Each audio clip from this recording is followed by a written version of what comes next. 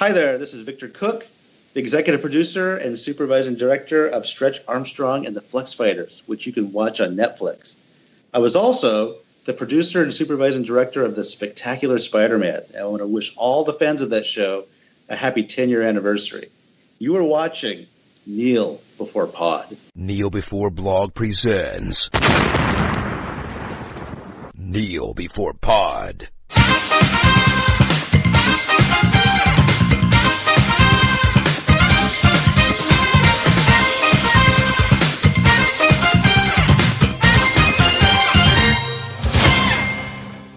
Hello and welcome to another fragmented episode of Kneel Before Pod, the podcast that has absolutely nothing left to talk about.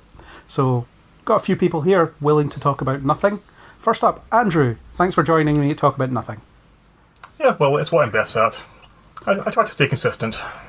And you are certainly consistent. For good or for ill, I don't know. We have nothing to talk about.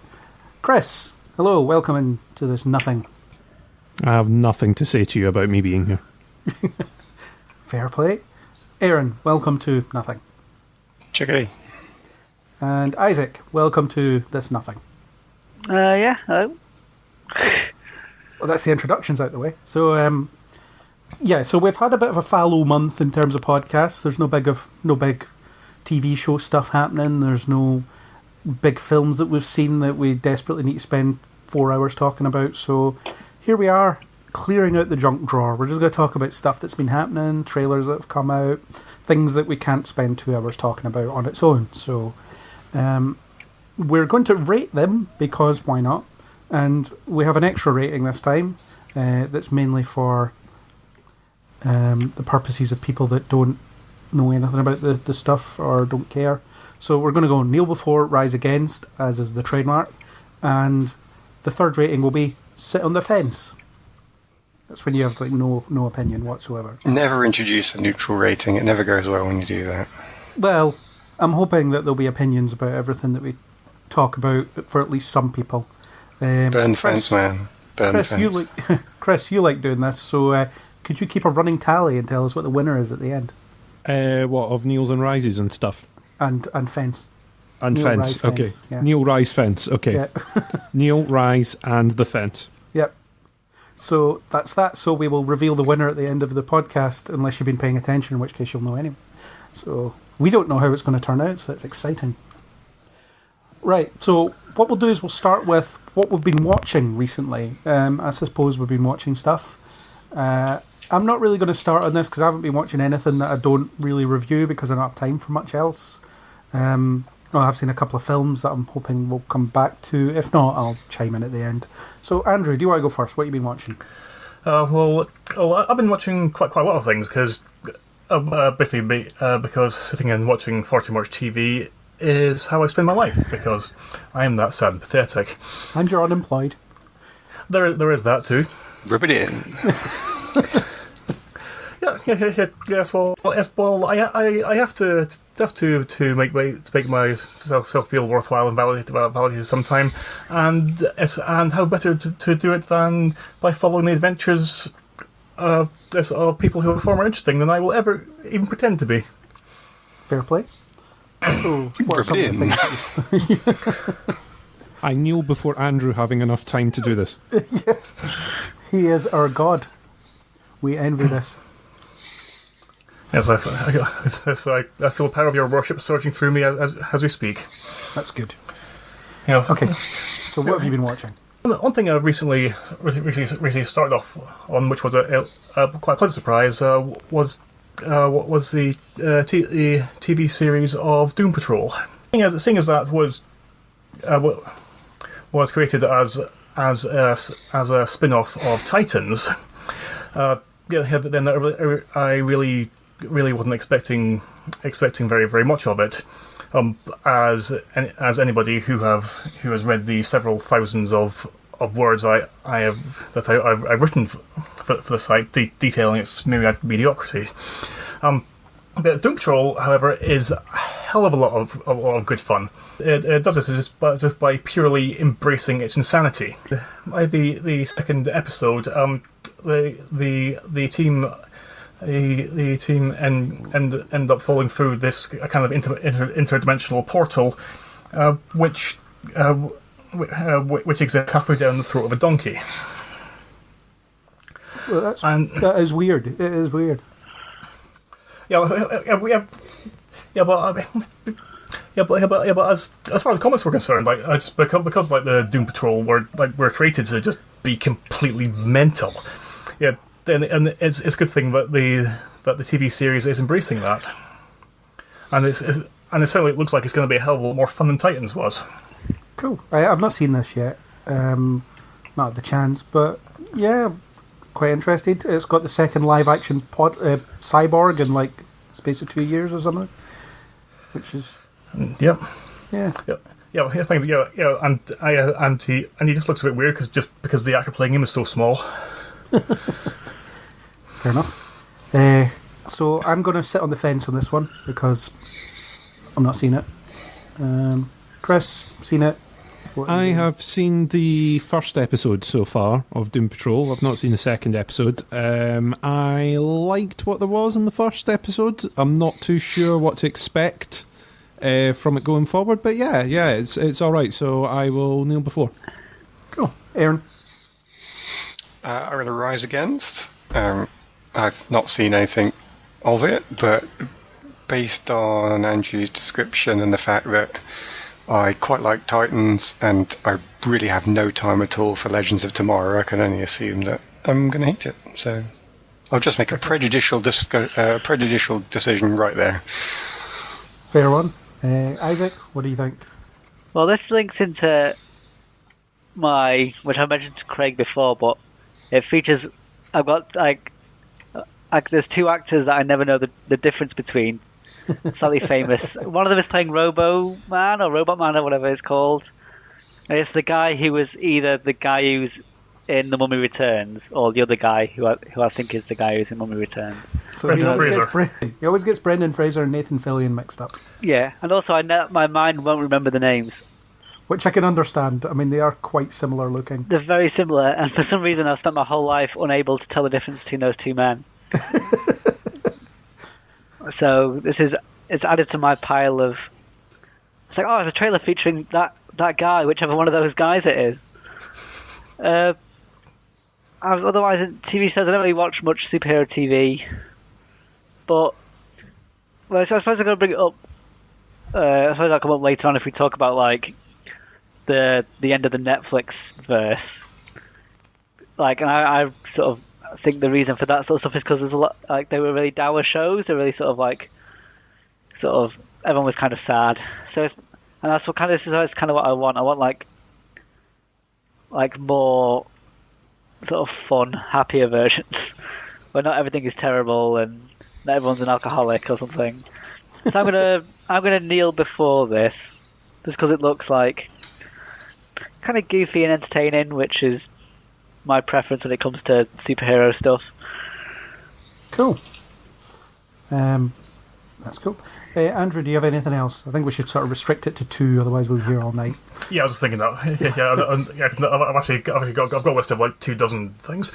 I'd like to mention just because it's one that some people might not be aware of, and there may not be some overlap. Is a Colombian series called Siempre Bruja. That was probably a terrible pronunciation. And this is about a 17th century witch who at the moment of her execution on an inquisitor's pyre, she is thrust forward in time to the modern day, and ends up having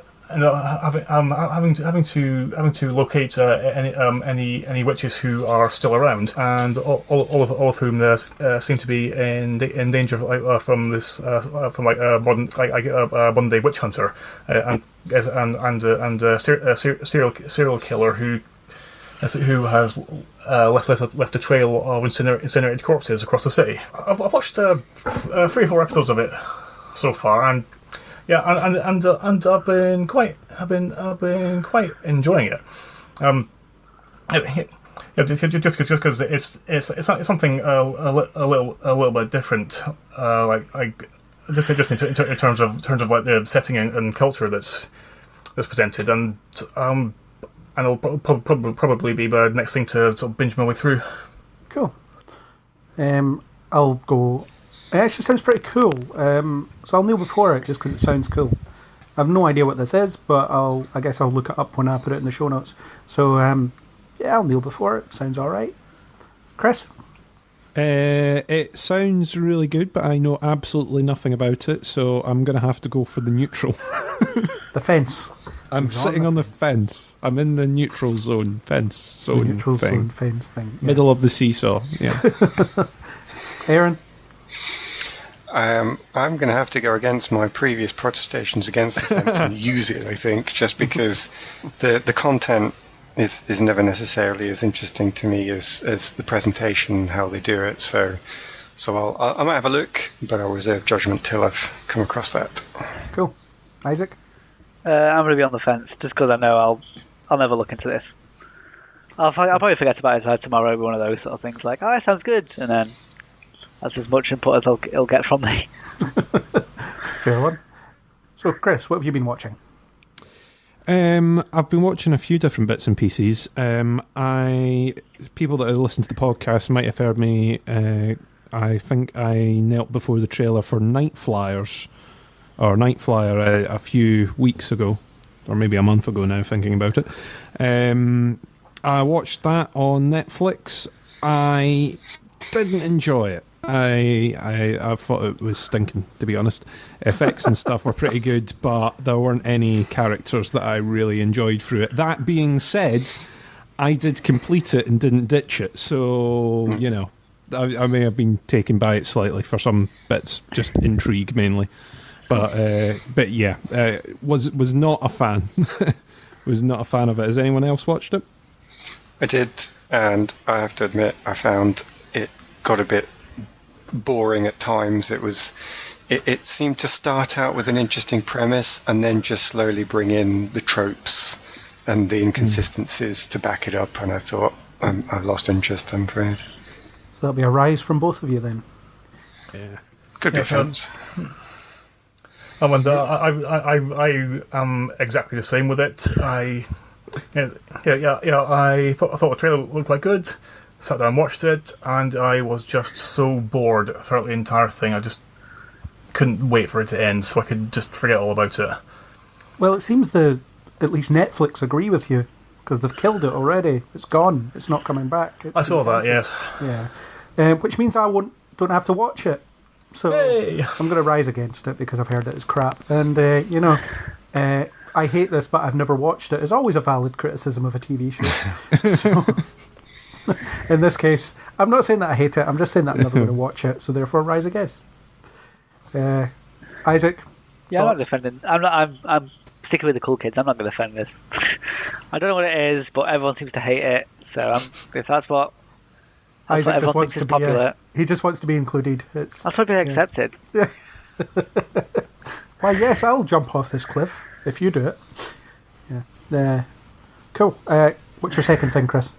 The other thing that I've been watching quite a bit has been Star Trek Discovery. I've been watching that every week. I know we've covered it a little bit, and I know it's one of the things that you've been covering on the website, Craig, but I have been enjoying the second season a lot, if possibly more than season one, to some aspects of it. It's been really enjoyable to watch, and it's sort of one of those ones that I can't wait until Friday when it pops up on Netflix so I can watch it.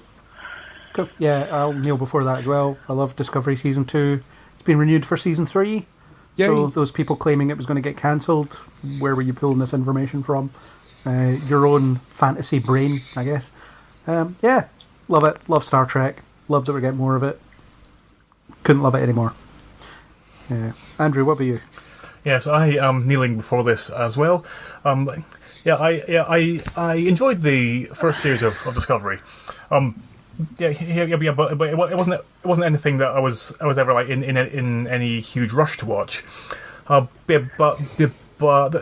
for the second season, I'm really enjoying it so much more. Because it's actually it's now become something that I'm taking note of exactly when it is there, so I can watch it as soon as possible. Yeah, it's one of those. It's finding its feet. Second season. Yeah. Aaron, what's your thoughts on Discovery? I think I need to actually watch it to make a proper decision, so I'll have to go with The Fence. It's one of those ones where the first season the first season didn't hit me well enough. I didn't really get enough out of it that I'm totally excited by the second season. With so much to watch, it's just fallen off the bottom of my list. So it's there, ready to be watched, but Fence for now. Cool. Isaac? I like Star Trek Into Darkness, so I'm not allowed an opinion. No, you're allowed an opinion. It just doesn't mean anything. It doesn't mean anything. So it doesn't matter. It doesn't matter what I say. It'll be wrong. So where are you going to be sitting? Kneeling, rising? Where are you taking your wrong opinion? Which wrong hill am I going to die on? I have no opinion. Fence then. Okay. Yeah. Cool. Aaron, what have you been watching? Two things. My top one will be Final Space, I think. What is Final Space? Nobody knows what Final Space is? Oh, so... Well, I don't. So. You don't? Okay. Final Space is adult animation. It's on Netflix. It is a comedy. It's in the little short half-an-hour slots. Yes, I haven't actually looked into it, which I should have done to know whether it was actually based on a comic or not, but it's one of those ones where you get that impression that it definitely was. It's a space adventure, and it's quite over the top, but it's a good comedy. It's one of those things where I actually laughed throughout, and I think because I hate fun so much, that's really difficult to get me to do. So it stands out for me. It managed to make Aaron laugh. So bonus points for the Final Space reference I've already made on this podcast as well. So niche that nobody got it. There you go. That's one for the audience. Maybe they'll get it. Maybe. I'm going to have to kneel before that, because anything that makes Aaron laugh has got to be worth checking out. So I will do that at some point. I have watched a couple of episodes on Netflix. I've really enjoyed it. It's been one of those things that I've kind of been going back and forward to every once in a while. I've not sort of binged it and watched the whole thing. I just sort of catch up little half-hour bits and then go back to it again. So I'm also going to kneel before it. If I could, I would kneel before it twice, just because it's made Aaron laugh. What do you think, Andrew? You know what this is. Yes. I'm also kneeling before this. I've watched the whole series of it. And if I'm being honest, I didn't hugely enjoy it when I first started. And I was watching it with Jana, and if she hadn't absolutely loved it so quickly, then I might not have carried on with it. But with each passing episode, I found myself liking it more and more. But by the end of the series, it's become something just utterly spectacular. And also just as a note, with regards to its origins, it wasn't based on a comic. There was a very brief pilot episode, which was about 7 minutes long, which is on YouTube somewhere. Cool. Jana being his wife, for people that don't know, by the way. Oh, yeah. Yeah. The audience just knows us all. It's fine. Isaac, what do you think of this? Yeah, that sounds pretty good. I'll kneel before it. Well, that's a unanimous, even though most of us... Well, two of us haven't seen it. Most of us have seen it. Yeah. Okay, Aaron, what's your second thing? Difficult second one to pick, but I'm going to go with Umbrella Academy, I think. Do people know that one? I know of it. I haven't seen it yet. There's a theme going on here. I haven't seen anything. Somebody with comic book knowledge will have to tell me whether this one also finds, this one does actually find its origin in comic book.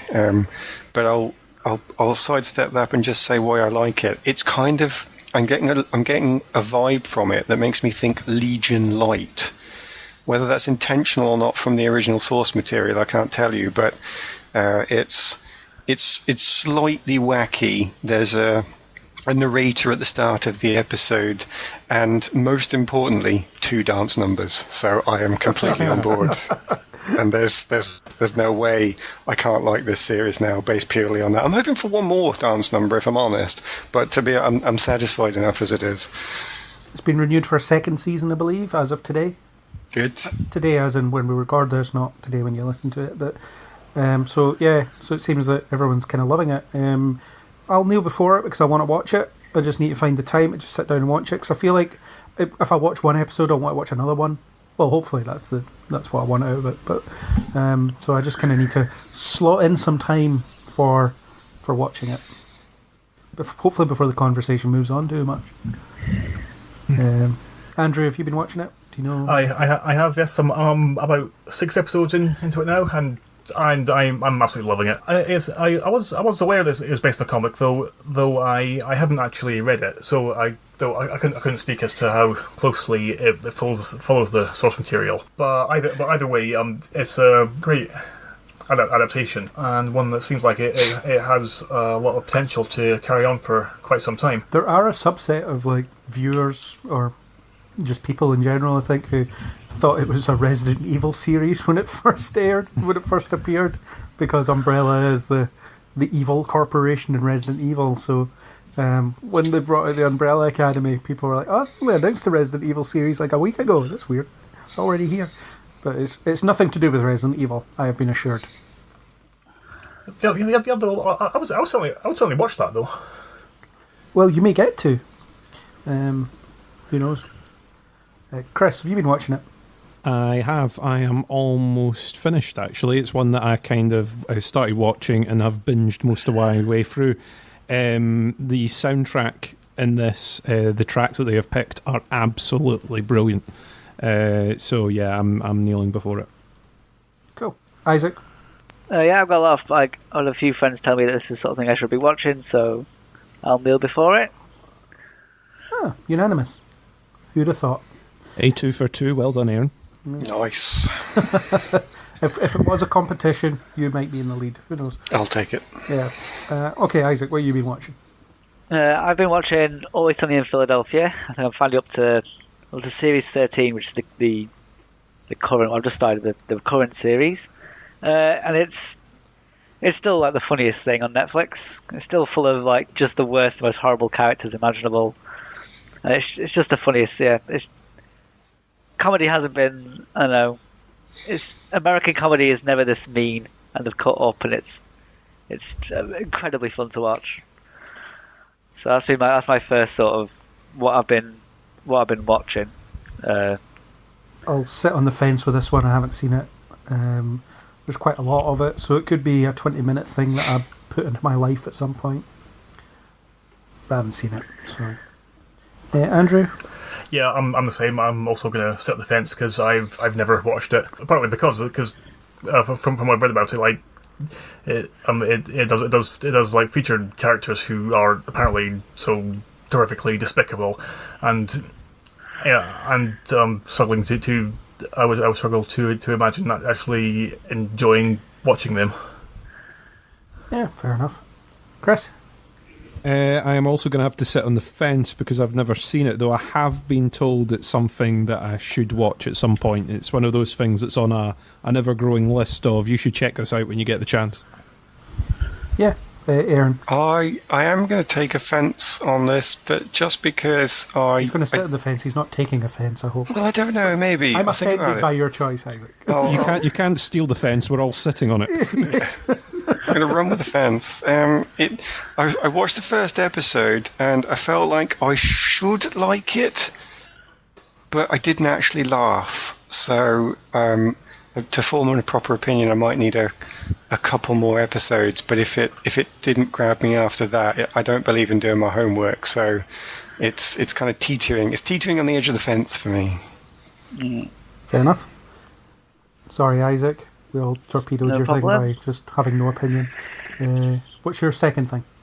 It's the thing. Well, you've been forcing me to watch the Resident Evil movies because I've been forcing Craig to watch the Fast and Furious movies, and the Resident Evil movies are I came to my conclusion. This is the worst film franchise that's ever been made, and it's unbearably boring. I've no idea how. There's like 6 of them as well, and I've no idea what's going. Like each one of them is like they wanted to make a different film, but they had to. There's just I like the Umbrella branding. Well, the only thing I like about these films is Umbrella are really good at getting Umbrella logos on everything, Umbrella-shaped tables. But I have no idea how that franchise is going. So, yeah, I can't. Am I allowed to rise against my own things I'm viewing? Yeah, well, yeah, it's not watching things that you like. It's you're watching. Being forced to watch things, otherwise I have to move out. Well, yeah. Yeah. The Resident Evil films do not hold up on a second viewing. It has to be said. Well, I don't know how many times I've actually watched them, but I used to think they were kind of a guilty pleasure, but now this time I'm watching them, I'm like, I don't know, there is long stretches of bugger all happening, and then there's over-the-top action, and then more bugger all happening, with the main character who's blatantly a Mary Sue. But I'm not getting along with the Fast and Furious franchise any better, really. The only one I kind of liked is, what was the last one we watched? 6? Oh, Fast 6. Yeah, yeah, it was the best one, I guess, but like, it's the best of. I mean, the first one's incomprehensible garbage. I remember I hadn't watched them until now because I thought the first one was terrible, and I think watching it a second time it was even worse. And I don't know. So that's a bit of a twofer there, but I'm gonna. What the hell? I'm gonna kneel before Resident Evil because I like those films to some degree. I'm going to rise against Fast and Furious because watching them hasn't convinced me. So, yeah. Andrew, what do you think? Probably overall going to kneel before Resident Evil. Yes. It's because like I enjoy them just because they don't require any kind of concentration or intellect to actually follow. They can just sit and enjoy them for what they are. I have the first 2 of them like on DVD and I have rewatched them a few times and still enjoyed them. And incidentally, I am actually of the opinion that the first Resident Evil is actually one of the better video game movies. Though I do appreciate that that's not saying much. Yeah, it's not really a high bar. Yeah, and I've seen like all the other ones once. Though the events of them have all kind of like blurred together in my brain. So I can remember like specific scenes and events and characters and things like that. But that's exactly what happened to me. Yeah, but I couldn't specify which film they actually happen in. It's also the fact that each of them have a title, so you don't know which one comes in which order. Exactly. Yeah, and which is also why for quite a while I could never remember how many of them there actually were. Yeah, it's one of those. Yeah, it's crazy. Chris, what do you think of these 2? Oh, Andrew, you haven't talked about Fast and Furious. What do you think of Fast and Furious? The new deal thing. Okay. Well, I'm going to sit the fence there actually. Just because sitting the fence on average, because the first few installments of Fast and Furious are just like really stupid kind of petrolhead action films. But then at the point that they introduced Dwayne Johnson, was also the point that stupid petrolhead action movies should actually be fun, and then from that point actually made a conscious effort to just go with it and embrace the crazy. And with each successive instalment being more ridiculous and overblown than the last. And because of that, they've actually become something of a guilty pleasure. Fair enough.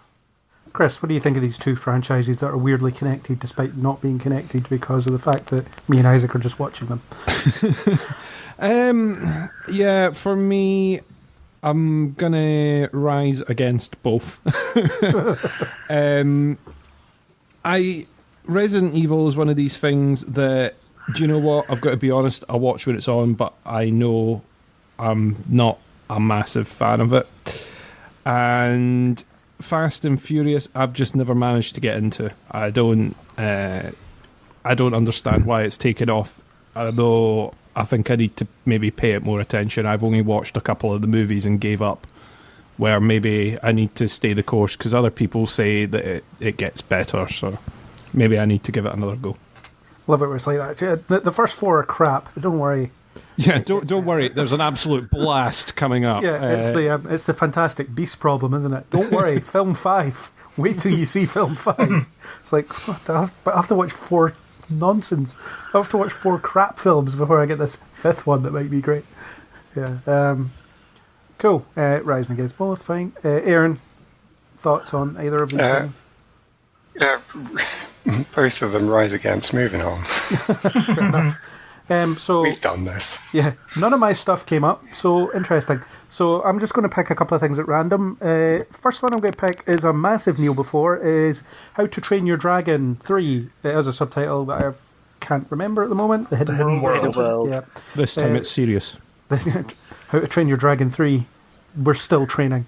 I think the How to Train Your Dragon franchise can be added to the list of great trilogies, up there with like Back to the Future, Star Wars, etc. Because each of the installments brings something new to the mix. It's not the same thing over and over again. They ask big questions about, growing up, companionship, friendship, all this kind of stuff.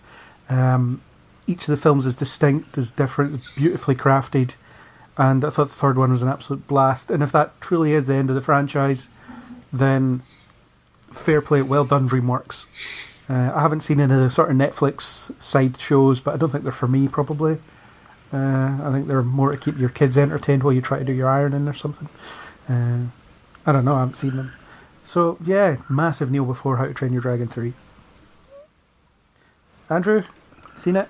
I have, yes, and I'm also kneeling before it. I thought almost everything about the film was absolutely spectacular and done brilliantly. Yeah, and I agree with what you said about the themes that it was that I was talking about. The only thing that I have any kind of issue with is the villain, who I thought was a bit weak. Yeah, F. Murray Abraham did a Star Trek Insurrection and sort of... Yeah, kind of. He's just there, but not really needed, bizarrely. And when it comes to the typical kinds of traits the villains have, I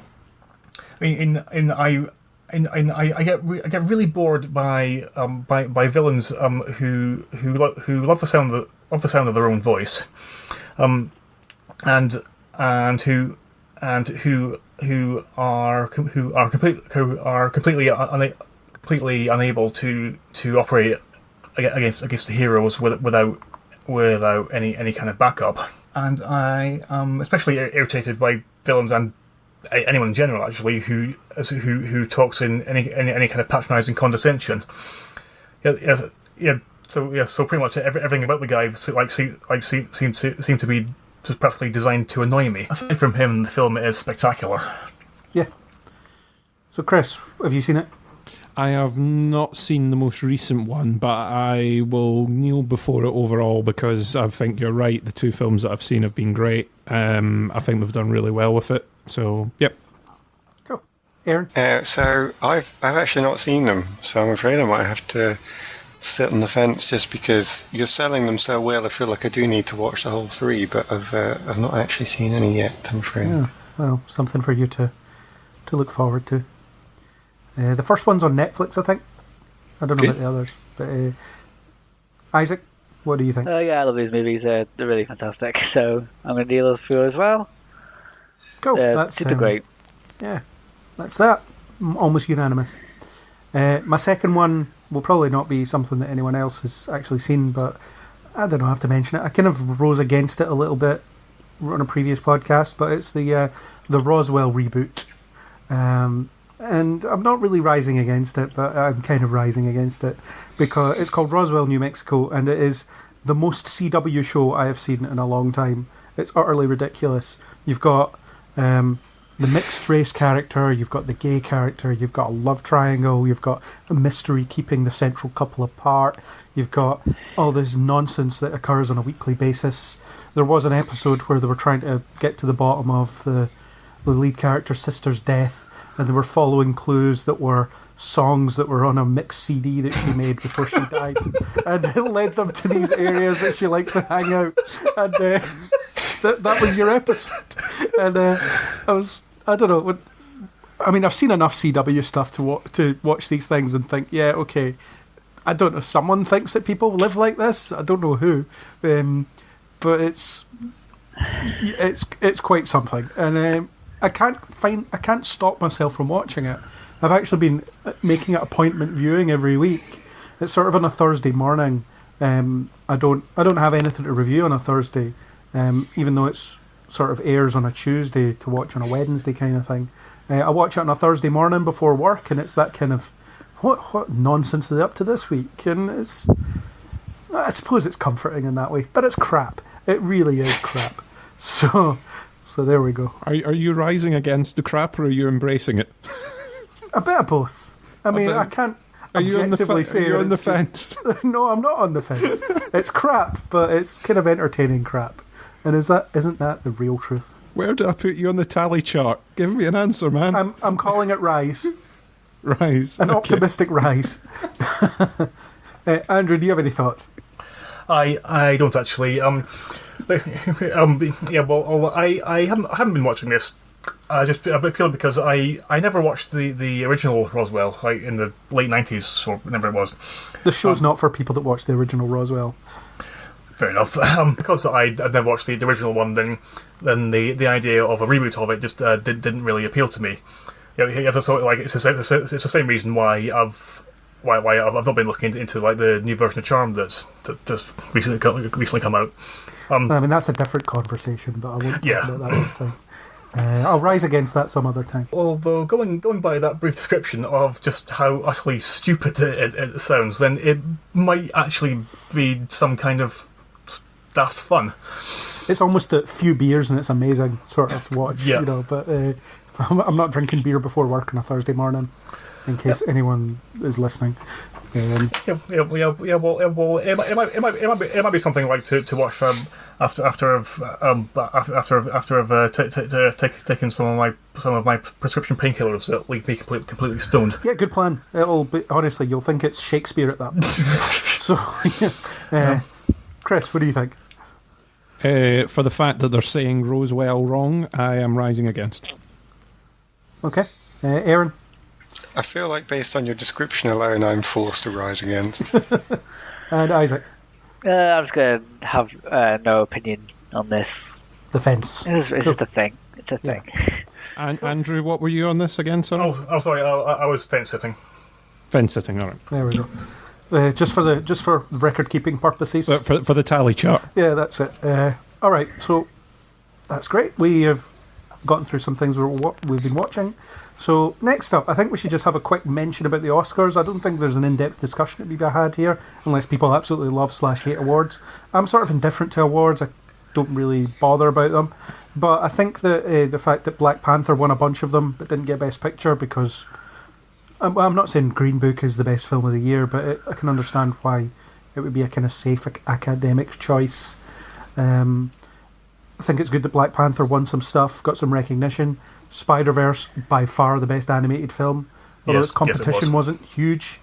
You know, it was one of those, if it didn't win, then what? Like, what was going to win instead? I mean, I don't know. I'm trying to think of other animated stuff that could have won it, but Wreck-It Ralph 2, while good, you know, it's not doing anything like what Spider-Verse was doing. So yeah, I just thought we should cheer the nerd stuff, getting the big awards. Ooh, yeah, baby. Anyone got anything to add on that? Or any other Oscar stuff they want to talk about? Yeah, I don't think like Black Panther would have won Best Picture just because it wasn't the best. It was fine, but it was like it's just kind of like a Phase 1 Marvel movie. It's like, yeah, Yeah, they're kind of, the plots are pretty much kind of the same, aren't they? It's just he's got a nice suit and he's good at stuff, and then he fights somebody, and that's it. I think Black Panther was good for its thematic stuff. Yeah, I think that's why it won. Like, it deserved to win the awards where it looked nice, because it's definitely like the costumes and stuff were wonderful and lovely. But like, I'll put it Best Picture.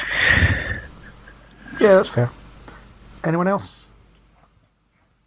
I thought it was difficult to kind of get excited about the Oscars this year. Not that I'm normally sort of majorly buzzing ahead of it, but yeah, it kind of seemed that a lot of the awards were sort of signed, sealed, and delivered before the ceremony started this year. At least they got rid of the Best Popular Film award. Yeah, they've made so many howlers in the run up to the Oscars this year. I'm surprised they ran it at all and didn't just run it all in an ad break. Yeah, just the Everyone's a Winner award. Yeah. We're giving this out because we don't know what we're supposed to do to please you anymore award. Yeah. We hand out this. Yeah. Cool. I think we should move on then, unless someone's going to chime in. Aaron, Andrew, anything? Yeah, but I thought like it was all fairly standard and uneventful. Yeah, I'm just glad A Star Is Born didn't get Best Picture. That's trash. The only kind of thing I really picked up on was just how much it seemed that people were going out of the way to avoid acknowledging the existence of Bryan Singer. Yeah, which I'm guessing we're not going to go into. Although, I mean, let's not. There is a precedent that has been set now that Netflix films are getting awards, so that's interesting. Yes, actually. Yeah, because it has to move on. They were kind of stuck between a rock and a hard place. It's almost like do we give it to the Netflix film, which means that the art of cinema might die, or do we give it to the superhero film, which means that it's all about how much money a film can make? And it's like, nah, we'll just give it to the safe one about Viggo Mortensen and Mahershala Ali chatting for a couple hours in a car. So, that's fine. It's safe. It's about, it's a biopic. It's racially motivated. This'll do. Yeah. That's about the biggest commentary I've got on the Oscars. Aaron, do you have anything to say about them? I've got nothing useful to say about the Oscars, I feel. Cool. Let's move on. Okay, so movie trailers. We'll start with some of them. There's been a bunch of them. Normally we would rise against or kneel before them as we were going on our travels, but we haven't been on travels, so here we go. So the first one I'm going to bring up is Aladdin, and the first sighting of a blue Will Smith. I'm with everyone else on this one. I think Will Smith looks dumb as blue. I don't think he has, considering the aim here seems to be let's replicate the animated version of a film but in live action form. Casting him and hoping that he'll be as good as Robin Williams is stupid. I don't think he'll be in any way anywhere near that, and I don't think he's going to be blue for very long. I get the impression they've chucked that in for fan service, and then he'll be Will Smith for the rest of the film. So he'll be blue like for 5 minutes or something like that, and then he'll change back.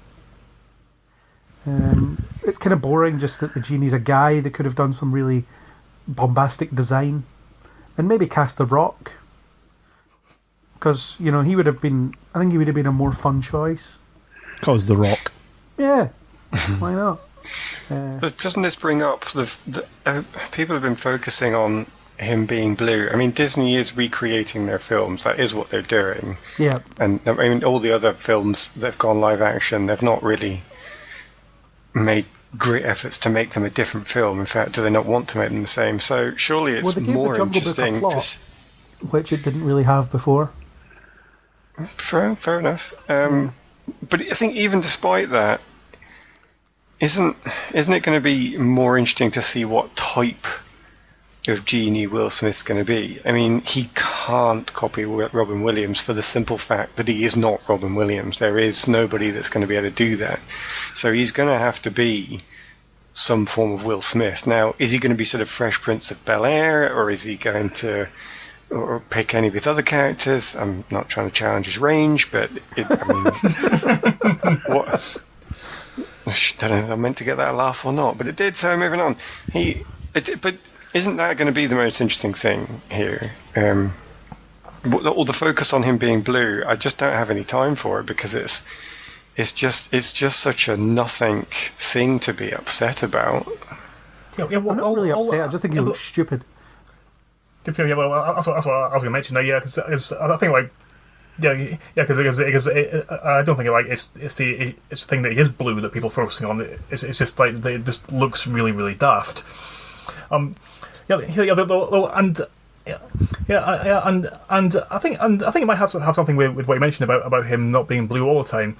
Because I remember like in the first still that was released. That was released for the film. He wasn't blue. He wasn't blue in that. The Entertainment Weekly cover that made it look like a panto. That's the one. Yes. Yeah, it's weird. I'm interested to see it. Jafar looks worse though. That line delivery of "Bring me the lamp." It's like he's reading it on a rock that's slightly off screen. Surely the weirdest thing about the Jafar choice is it's not Navid Negahban, who, after us watching Legion, we're all just thinking, yeah, he's going to be evil for the rest of time. Jafar is one of the most deliciously evil Disney villains, and they've cast some guy that can't be arsed, it seems. Maybe it's just a bad line reading for the trailer, but, oh God. You know, can you imagine an unmemorable Jafar in your Aladdin remake? Yeah, it will be weird if the Sultan does manage to outstage Jafar. That will be wrong. Yeah. I mean, I'm kind of against a lot of these remakes anyway, because it doesn't seem that what they've done has been that great. They're just sort of going back through and doing a bit of a cash grab on it all. Yeah. And it seems that ones that would probably be better suited to modern day tech and live action, they're not doing, and they're focusing on, the classics instead that don't really need it. So yeah, I'm kind of rising against it. Blue Genie and all, like you say, chances are he's not going to be blue through the whole thing because imagine having to pay Will Smith to sit in that makeup truck for that long every day. Can you imagine? It's not makeup though; they've just color graded him using CGI, haven't they? Probably. He'll be standing there in a green onesie. It'll be like I'm imagining the sort of MS Paint slider. They've just dragged the blue at the top. Because that's how they do CGI, right? In MS Paint. I believe so. It's how we do it at Neil Before Blog. No. I use PowerPoint now. It's real professional stuff. So yeah, I'm rising against. Andrew, are you rising against? I am, yeah. Aaron, what are you doing?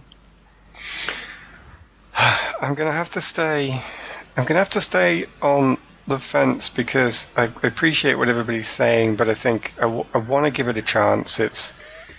It's quite noticeable as well that they've gone with culturally appropriate casting. It feels like it's almost a potential correction, and let's actually see what this could have been. I don't know where it's going to go. I think Will Smith can be good, and I want to be able to see what they. I want to see him bring a new genie that wasn't just we've lost Robin Williams, let's get Homer Simpson to do it, because that was just naff.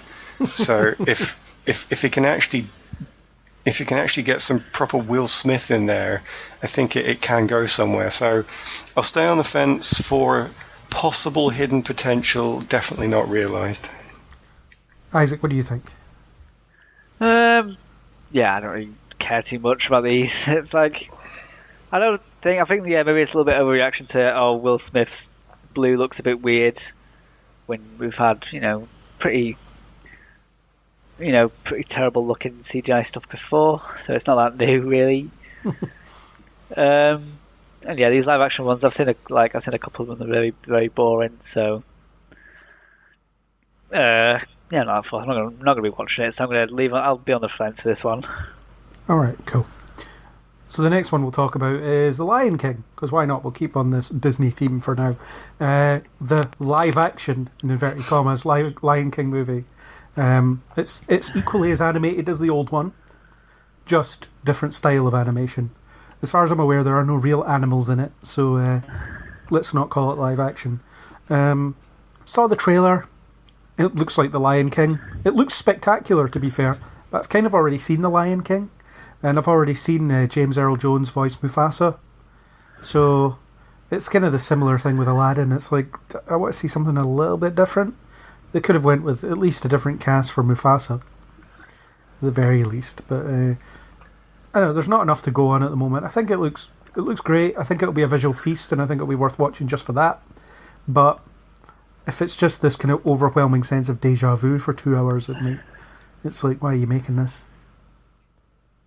So I'm going to sit on the fence. Let's do that.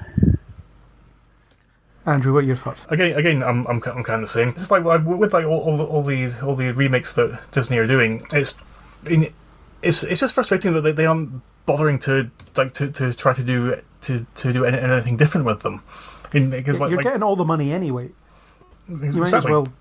might as well play around. Yeah, because they are just literally like retreading the exact same thing over and over again, and I really don't have any interest in watching the exact same film just done differently. Yeah. So fence or So I'm gonna sit on the fence for that just because I am completely indifferent. Cool, Chris.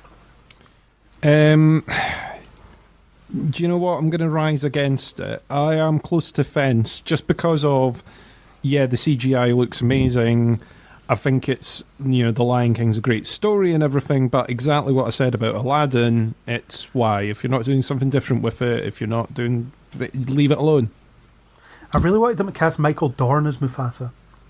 I mean, I think they could have gone anywhere with it. I don't think it's an obvious one to do. I think it's just, do you know what? It's popular. We're going to do that one. It seems that they could do something else with the money that they're investing in that. But anyway, yeah. Aaron, I'm going to go with Chris. I'm going to rise against. I don't think they've offered anything new in the trailer. I think the Aladdin one, there was the potential for something more. I'm not saying it was realised, but it felt like they were offering me an option on there being something new. But I've literally just watched the Lion King trailer whilst you guys were talking, and I saw no offering there at all. It was just scene for scene. So yeah, rise against. Yeah, cool. Isaac? I'm going to rise against this. It looks... I don't care. Like, I know it's one of these things. It's like, yeah, it's one of these Disney classics, but I don't like these remakes. I'm not interested to see. Like, I think because also you have a good Broadway play version, and I think if you want to do a film of The Lion King that's different and new, do that sort of style where it's like the crazy the costumes and the actors and stuff, as opposed to just some nice CGI film. I'm also not eager to see Seth Rogen sing. Yeah, that's another can of worms. Yeah. Yeah. But yeah, no, I don't like. Yeah, cool. So that's the most optimistic thing anyone has to say is being on the fence. Fine, which is me. We'll stay on Disney for now. Frozen 2. What a good teaser that was, I'm telling you. That was really good. I think they're dialing up that Elsa is basically a superhero, or certainly someone with powers. I mean, she is someone with powers, but I like the trailer is basically her training her abilities, running across the water and things like that.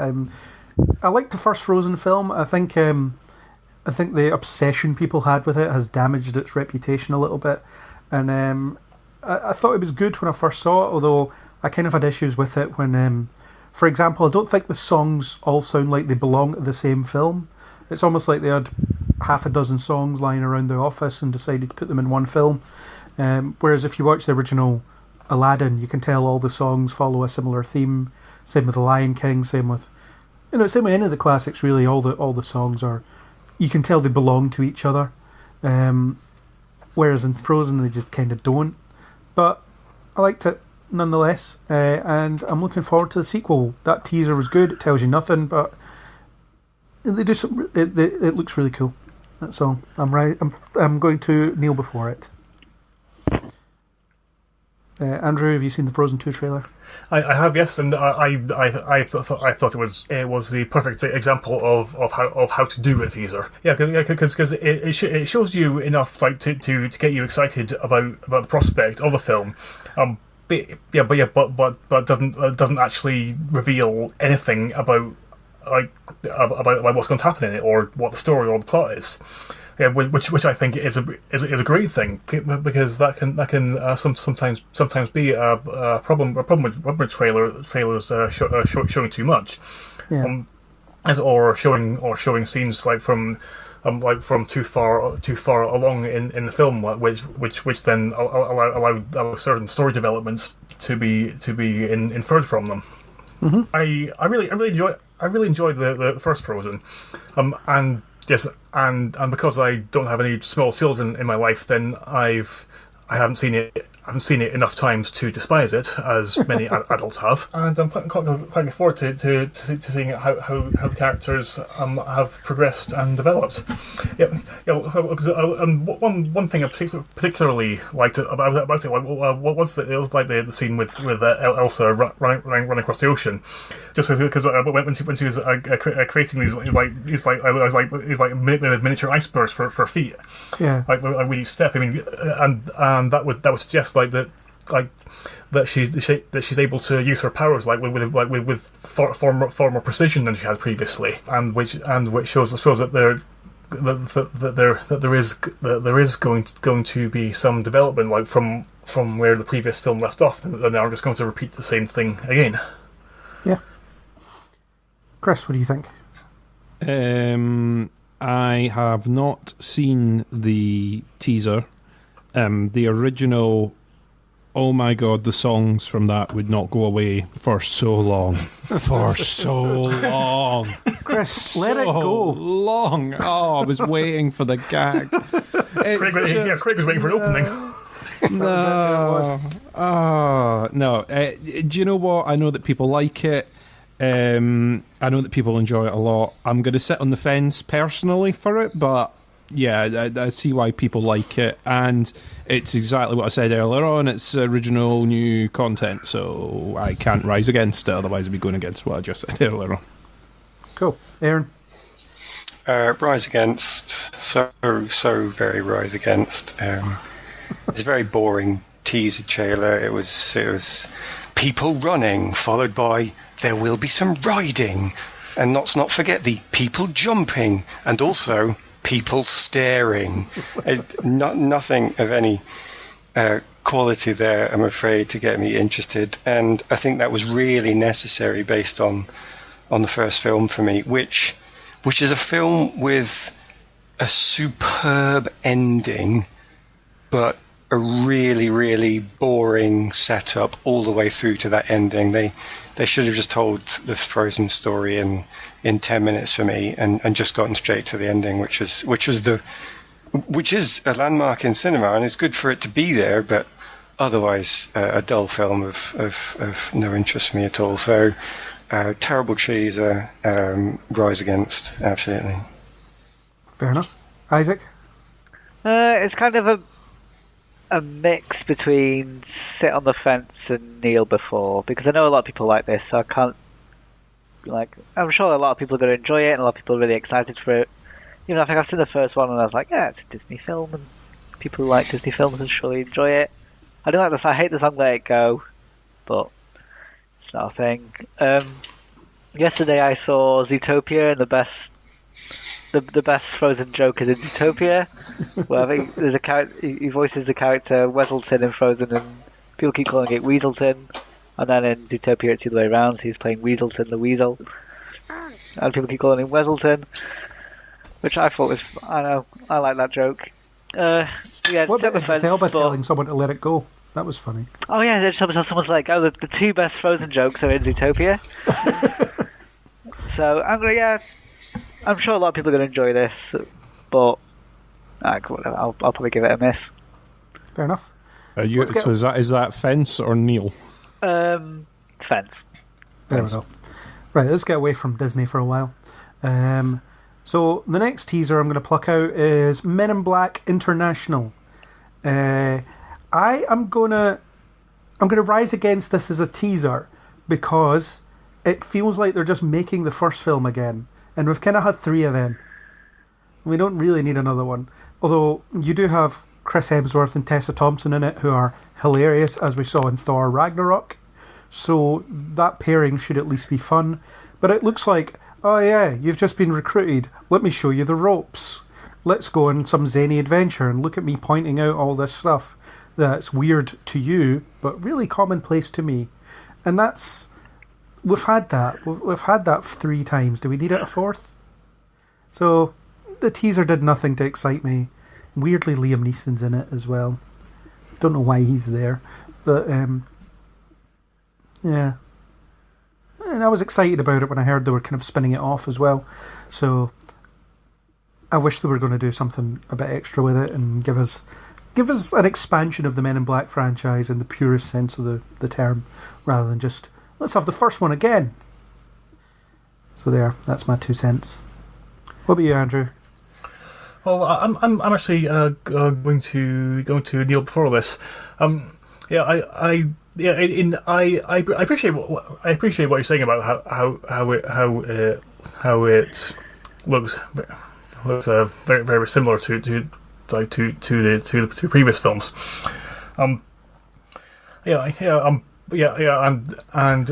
And I also realise that I'm completely going against what I said 5 minutes ago about being annoyed by filmmakers doing the same things over and over again. I feel like in this case, I think it's actually going to work out, because I'm guessing that the film is going to assume some familiarity with the Men in Black universe. Yes, so it probably won't spend as much time on world building, and will instead focus more on the character interaction. And as you mentioned, having seen Chris Hemsworth and Tessa Thompson together in Ragnarok, and we all know how spectacular they can be as a double act. And also with regards to Liam Neeson, he didn't seem to. He wasn't actually in the trailer for very much, and not in any moment which looked key to the film's plot. So I actually reckon that he's going to end up being killed off quite early, like to surprise and shock the audience, and to suggest that nobody's safe in even famous film stars. Or he'll have a glorified cameo like he does in Battleship. Just have to mention Battleship. Do you really have to? Yep, I like Battleship. I really do. That's another conversation. Yeah. Tune into our 4-hour podcast about Battleship that hasn't been recorded yet, or maybe it has. It may or may not have been recorded before or after the time travel podcast. We just don't know. Have we recorded the time travel podcast yet? Depends what universe you're from. Right, okay. Yeah. So, Chris, what do you think of Men in Black International? I'm kind of with London. you. I'm kind of with you on the trailer front. I don't think it's a very good trailer, but I normally enjoy Men in Black overall, so I am going to kneel before it because I think I'll probably end up just enjoying it a bit anyway when I go and see it, though I may be proved wrong. Normally they're kind of alright to watch. So cool. Aaron? I guess I'll go Rise Against, just because I feel the same as you on. It seems like it's more of the same. I got no laughs out of the trailer. Nothing, no humour there, and it didn't seem to do anything with the "I found you. That's how good I am. You need to hire me now." And then there doesn't seem to be anything to do with that. She's not the central focus, or her skills aren't really get her anything more than a training slot. So it's just a really good CV. And I thought, again, that's not funny. So yeah, Rise Against. Isaac? I want to Rise Against just because it looks like... I hate it's like, oh, we're bringing the franchise back, we're just making it again. And it looks really boring. It's like, I don't want to have to watch one again. with like different actors because I've already seen the first one, and even though they are good in Ragnarok, that's because Ragnarok's got a good script, and this probably doesn't. Men in Black. There's only so much we people can't can do afford with it. Will Smith anymore. Yeah. If Will Smith's in it as the Blue Genie, then it will be good. Because if it's like aliens and it's like, oh, it's thingy is like, for some reason he cameos in this and he just plays the Blue Genie from Aladdin, that will be entertaining. But it probably won't happen. Just some blue alien dressed Yeah, as a just a genie. blue alien. It's just the same. He's the same as Or he's just the genie, you know. Yeah, why it does not? have Chris Hemsworth wielding a hammer in one scene. That's the worst bit. It's like, he's also in other films that are popular. You've said no, so watch this because it's a popular thing. Yeah. Like, no, I'm not watching a film because it's got an Avengers reference. Yeah. Fair enough. So that's mixed bag. More mixed than I was expecting. Interesting. Next, we'll move on to the thing that Isaac suggested, Good Omens. I've seen the teaser. That's the one where David Tennant's playing the Doctor again, but as a demon. Or is he an angel? I can't remember which one he is. Anyway, he's playing the Doctor again. Yeah. You know, same accent, same mannerisms. It looks alright, though. An angel and a demon are working together to stop the apocalypse. Is that essentially the plot? Pretty much, yeah. So I'll sit on the fence for now. Isaac, you can go next. What do you think? I'm kneeling before this because Good Omens is great.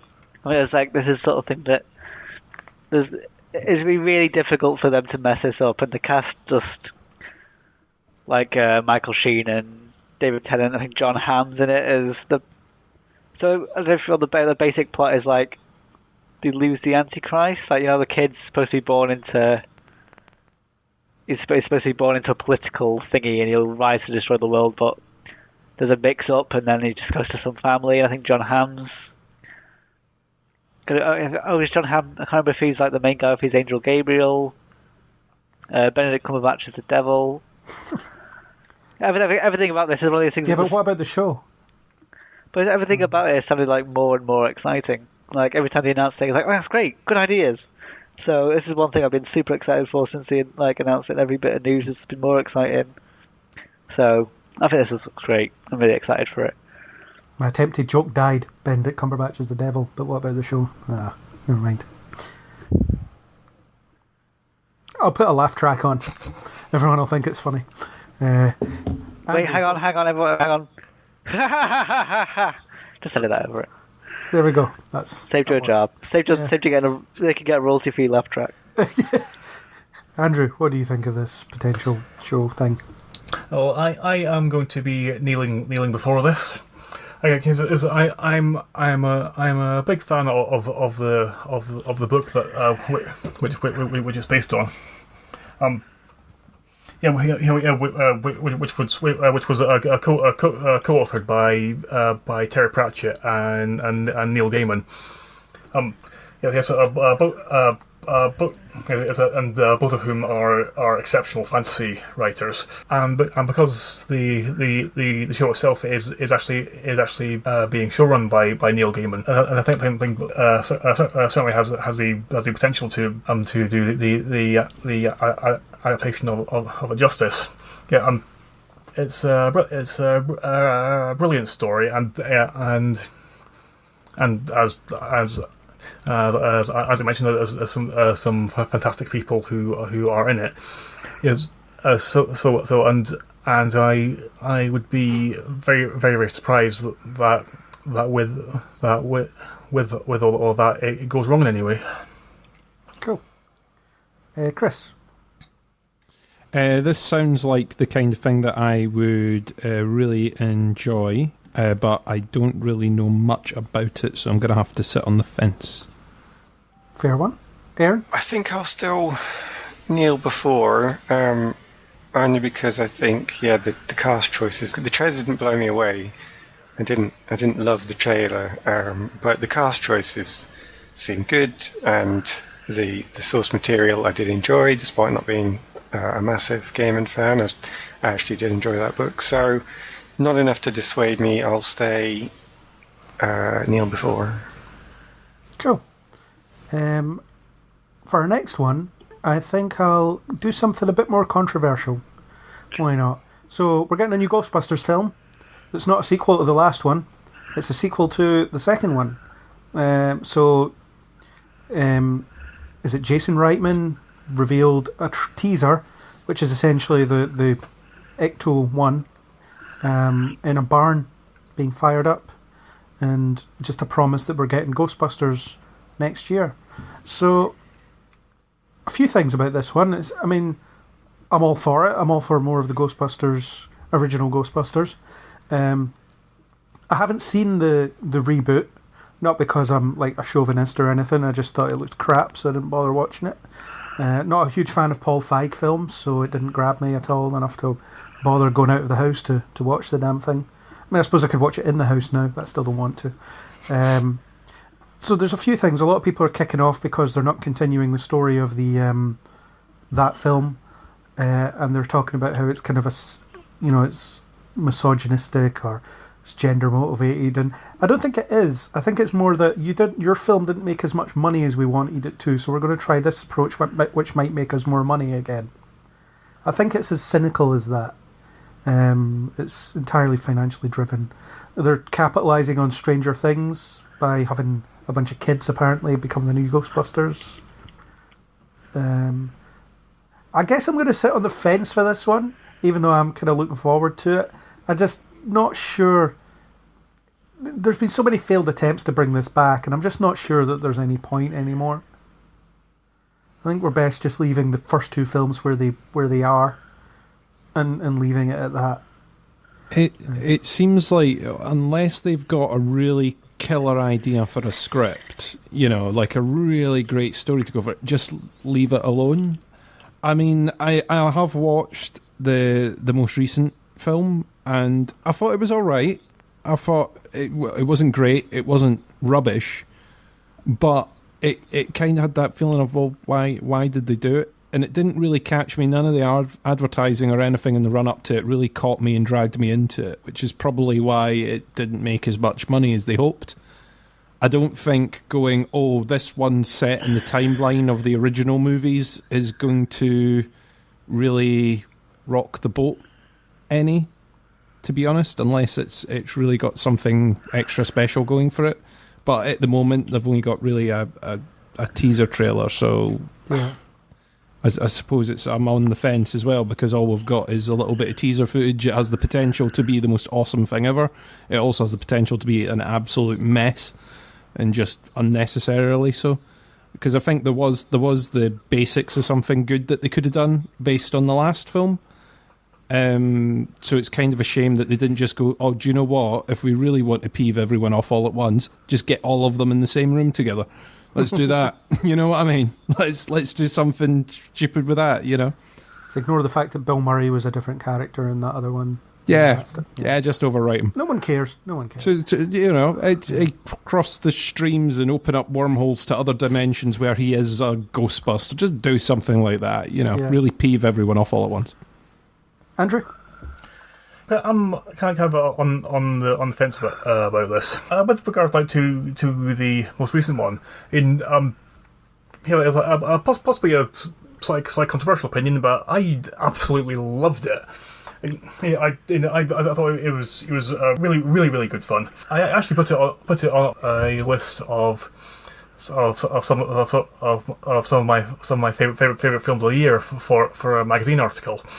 And I'm sure you can guess the kind of feedback that I got about that.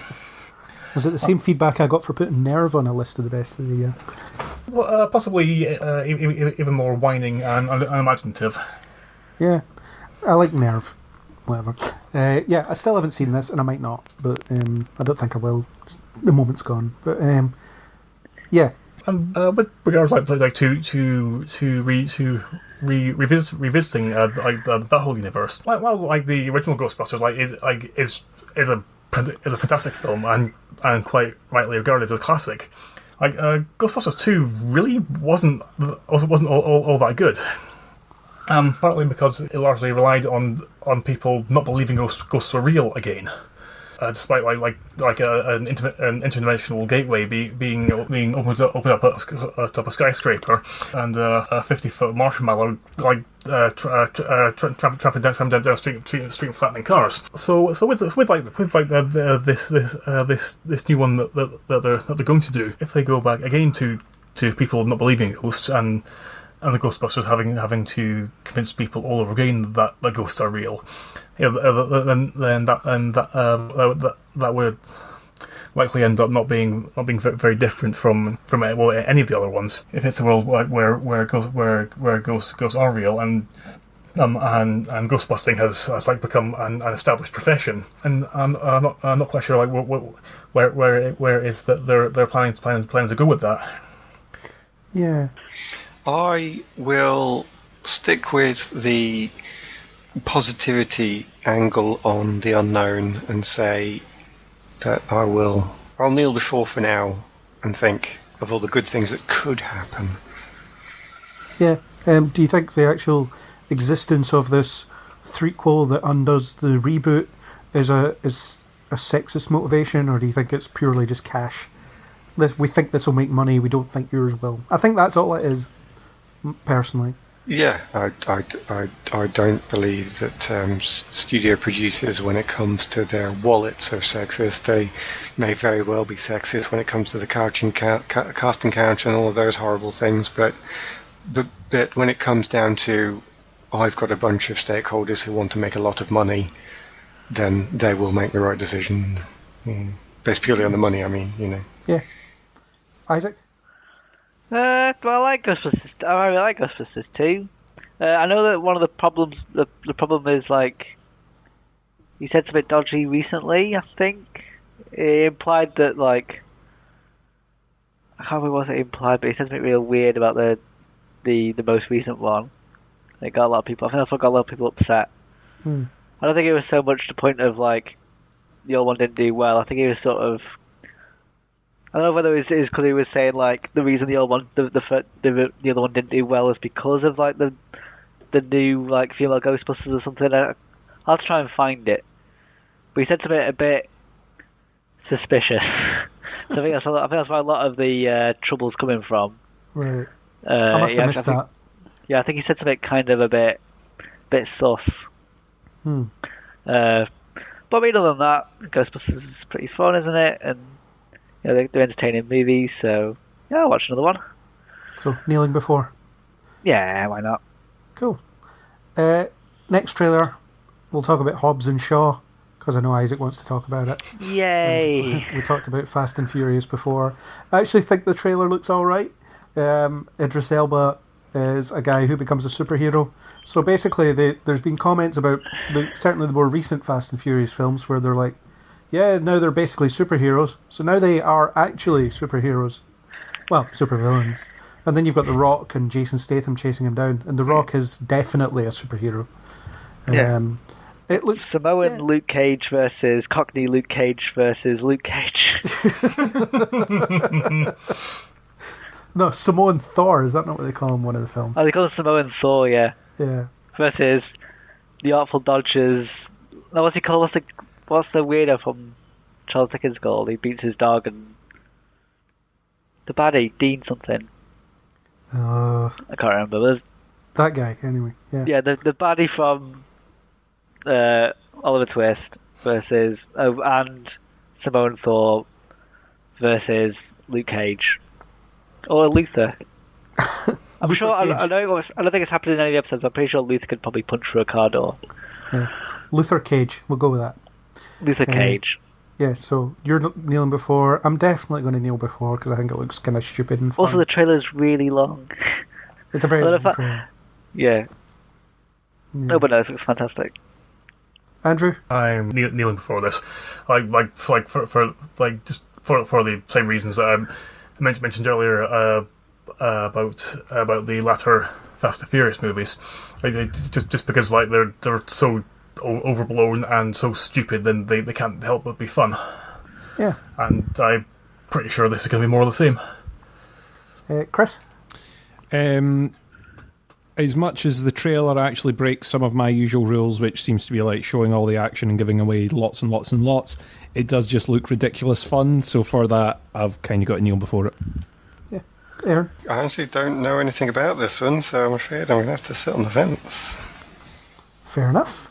I think one more trailer. I was going to talk about Cloak and Dagger, but I think we'll talk about that later on anyway in another podcast. So, Detective Pikachu, new trailer yesterday. I think this is one of my most anticipated films of the year. I mean, got Avengers Endgame, got this. What more do I need out of a year of films? That love of Pokemon that I had when I was first playing Red and Blue will never go away. I think, it's an important part of my upbringing. I still have the title of being a regional champion for battling my little creatures against other people's little creatures. So, that's a badge of honour that I will carry to my grave. Still have the certificate somewhere. Don't know where, but still have it. Long spent the prize, which was £100 in either HMV or Game. I can't remember which one. But yeah, I think it looks great. Ryan Reynolds as Deadpool, as Pikachu. Great. It's got some great lines in the trailer where he says, case closed or still open until I solve it. Stuff like that. I think it just looks amazing. It's great seeing the Pokemon in live action. Yeah, count me in. Completely count me in. Andrew? I'm also kneeling before this. As a franchise in general, Pokemon hasn't ever really hit me as hard as it has for some other people. I think because it might possibly be like due to how old I was like when it first appeared. Because I think I perceived it as something which was aimed at kids younger than me. So it wasn't ever anything that I took a huge amount of interest in. Though in recent years I have been absorbing a lot of Pokemon lore just by osmosis, as a result of Jana playing Pokemon Go constantly, and also rewatching the entire run of the anime series. Oh my god! Yeah. Oh god. That sounds horrible, and I liked it back in the day. And I could help overhear various snippets of it, like when I was cooking dinner or doing dishes or whatever. Could you guess the Pokemon at the ad break? That is the question. Something. Well, if they were like really well-known ones, say like Squirtle or Bulbasaur, or Charmander, or like ones like those. But anyone's even slightly more obscure than them, then I'd be struggling. Back to the actual point. I think Detective Pikachu looks absolutely brilliant. I think like the CGI Pokemon, they look real enough like to exist like as part of a live action world. But they also. But at the same time they look unreal enough, like to convincingly be these like fantastical creatures. It's kind of the same as in Christopher Robin, isn't it? Like they look very similar to that sort of animation style. Yeah, totally. And it looks like it's going to be a hell of a lot of fun. Yeah, and really dramatic. And at the end of the trailer, I actually realised the extent to which I had absorbed kind of a Pokemon lore when I found myself getting really excited when Mewtwo just randomly appeared. Like, oh my god! It's like, oh my god, that's how he reacted to this. Cool. Chris? This just looks a stupid amount of fun. I think it's going to be absolutely cracking. I am kneeling before it. It just looks, for me, I mean, I did get into Pokemon when I was at school and stuff, and I enjoyed a lot of the different bits and pieces that came with it, but this just looks, yeah, seeing Pokemon brought into CGI, yes. Yeah. Aaron? So I'm going to dramatically swerve halfway through this, but so when I'm watching the trailer originally, I wasn't laughing. I'm not finding the jokes funny, and I thought this is going to be a problem for me. But then I hear Bonnie Tyler and I Need a Hero, and then I was immediately back on board. So just for that alone, I'm going to have to go kneel before. Wow. If they do a dance number in here with Pikachu, that's a 5-star review coming from Aaron. There's going to be a dance number with Pikachu, guaranteed. There's also a fart joke in the trailer, which is weird. So you're talking me out of it again. Careful, I'm almost back to the fence. Isaac, what do you think? Like I was mentioning to you while we were like in the sort of build up to the thingy, I want Team Rocket and Meowth, and Michael Shannon has to voice Meowth. But in terms of like the trailer, it looks fun. I was never really into Pokemon that much when I was little. But I mean, it looks like pretty entertaining. Like I wouldn't be as crazy excited as like you lot, but I don't know. Maybe I'll watch it. So I think I'll sit on the fence. I think for now.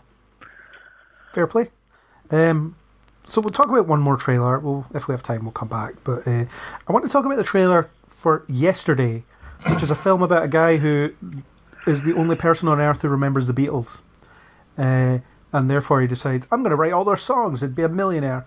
And I can't imagine I would do anything different.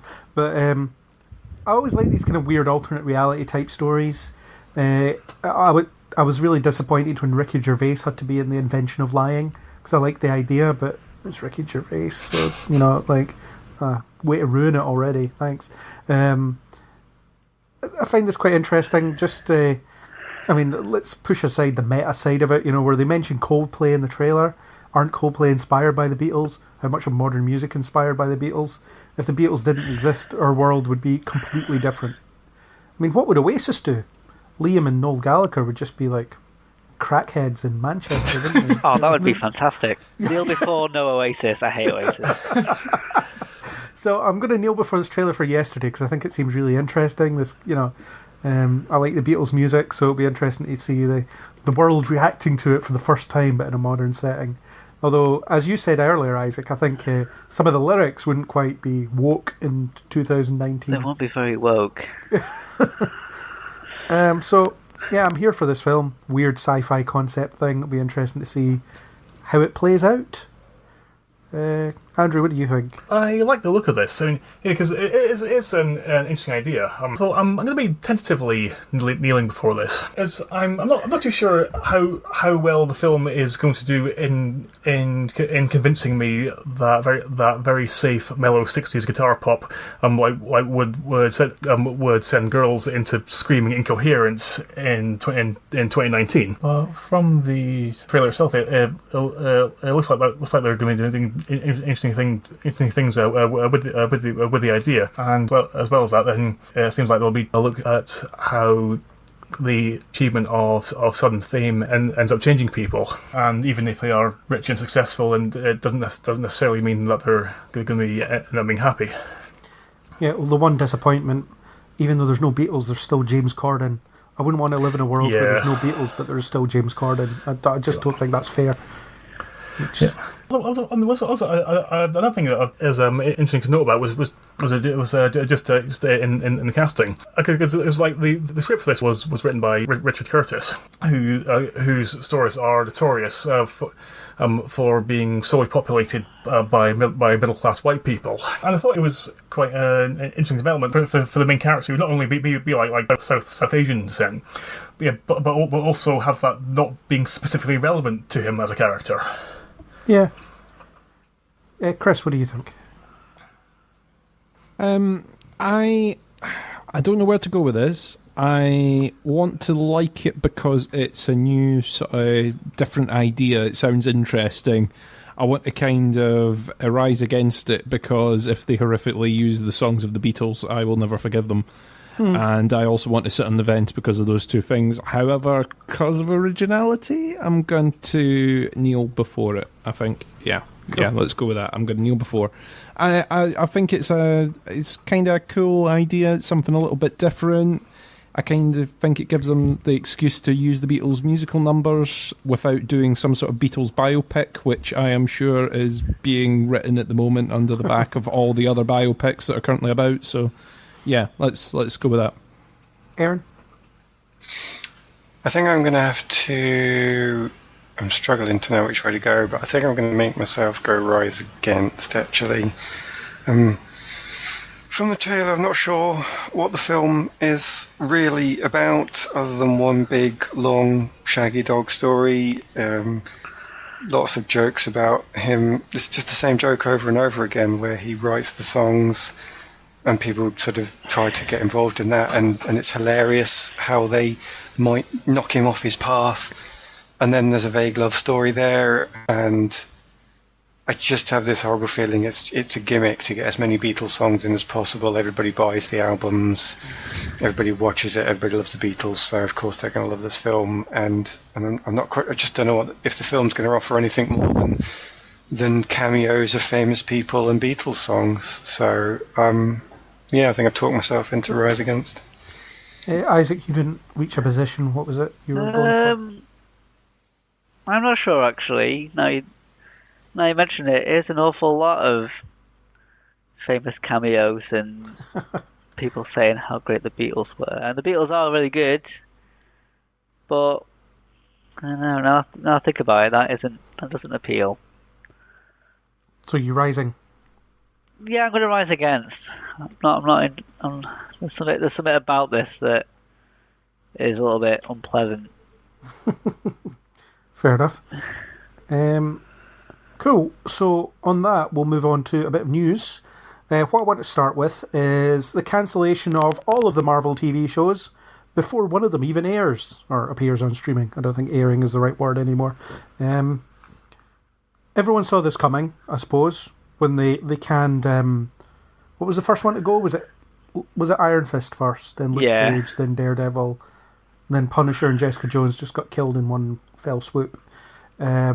I've been growing more disenfranchised with the Netflix shows pretty much since the first season of Daredevil. I thought Jessica Jones was alright.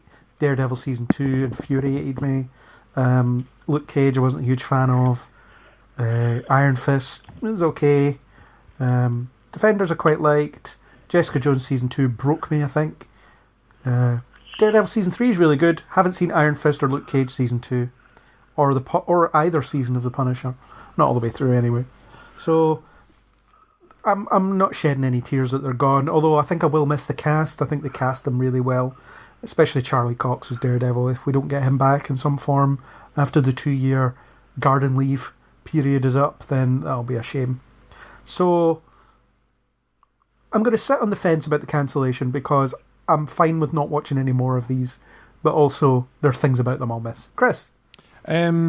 I am going to rise against the cancellation, although I kind of feel the same way as you. I understand why they've done it, and also there were certain things that I was quite happy for them to cancel and think again. Iron Fist.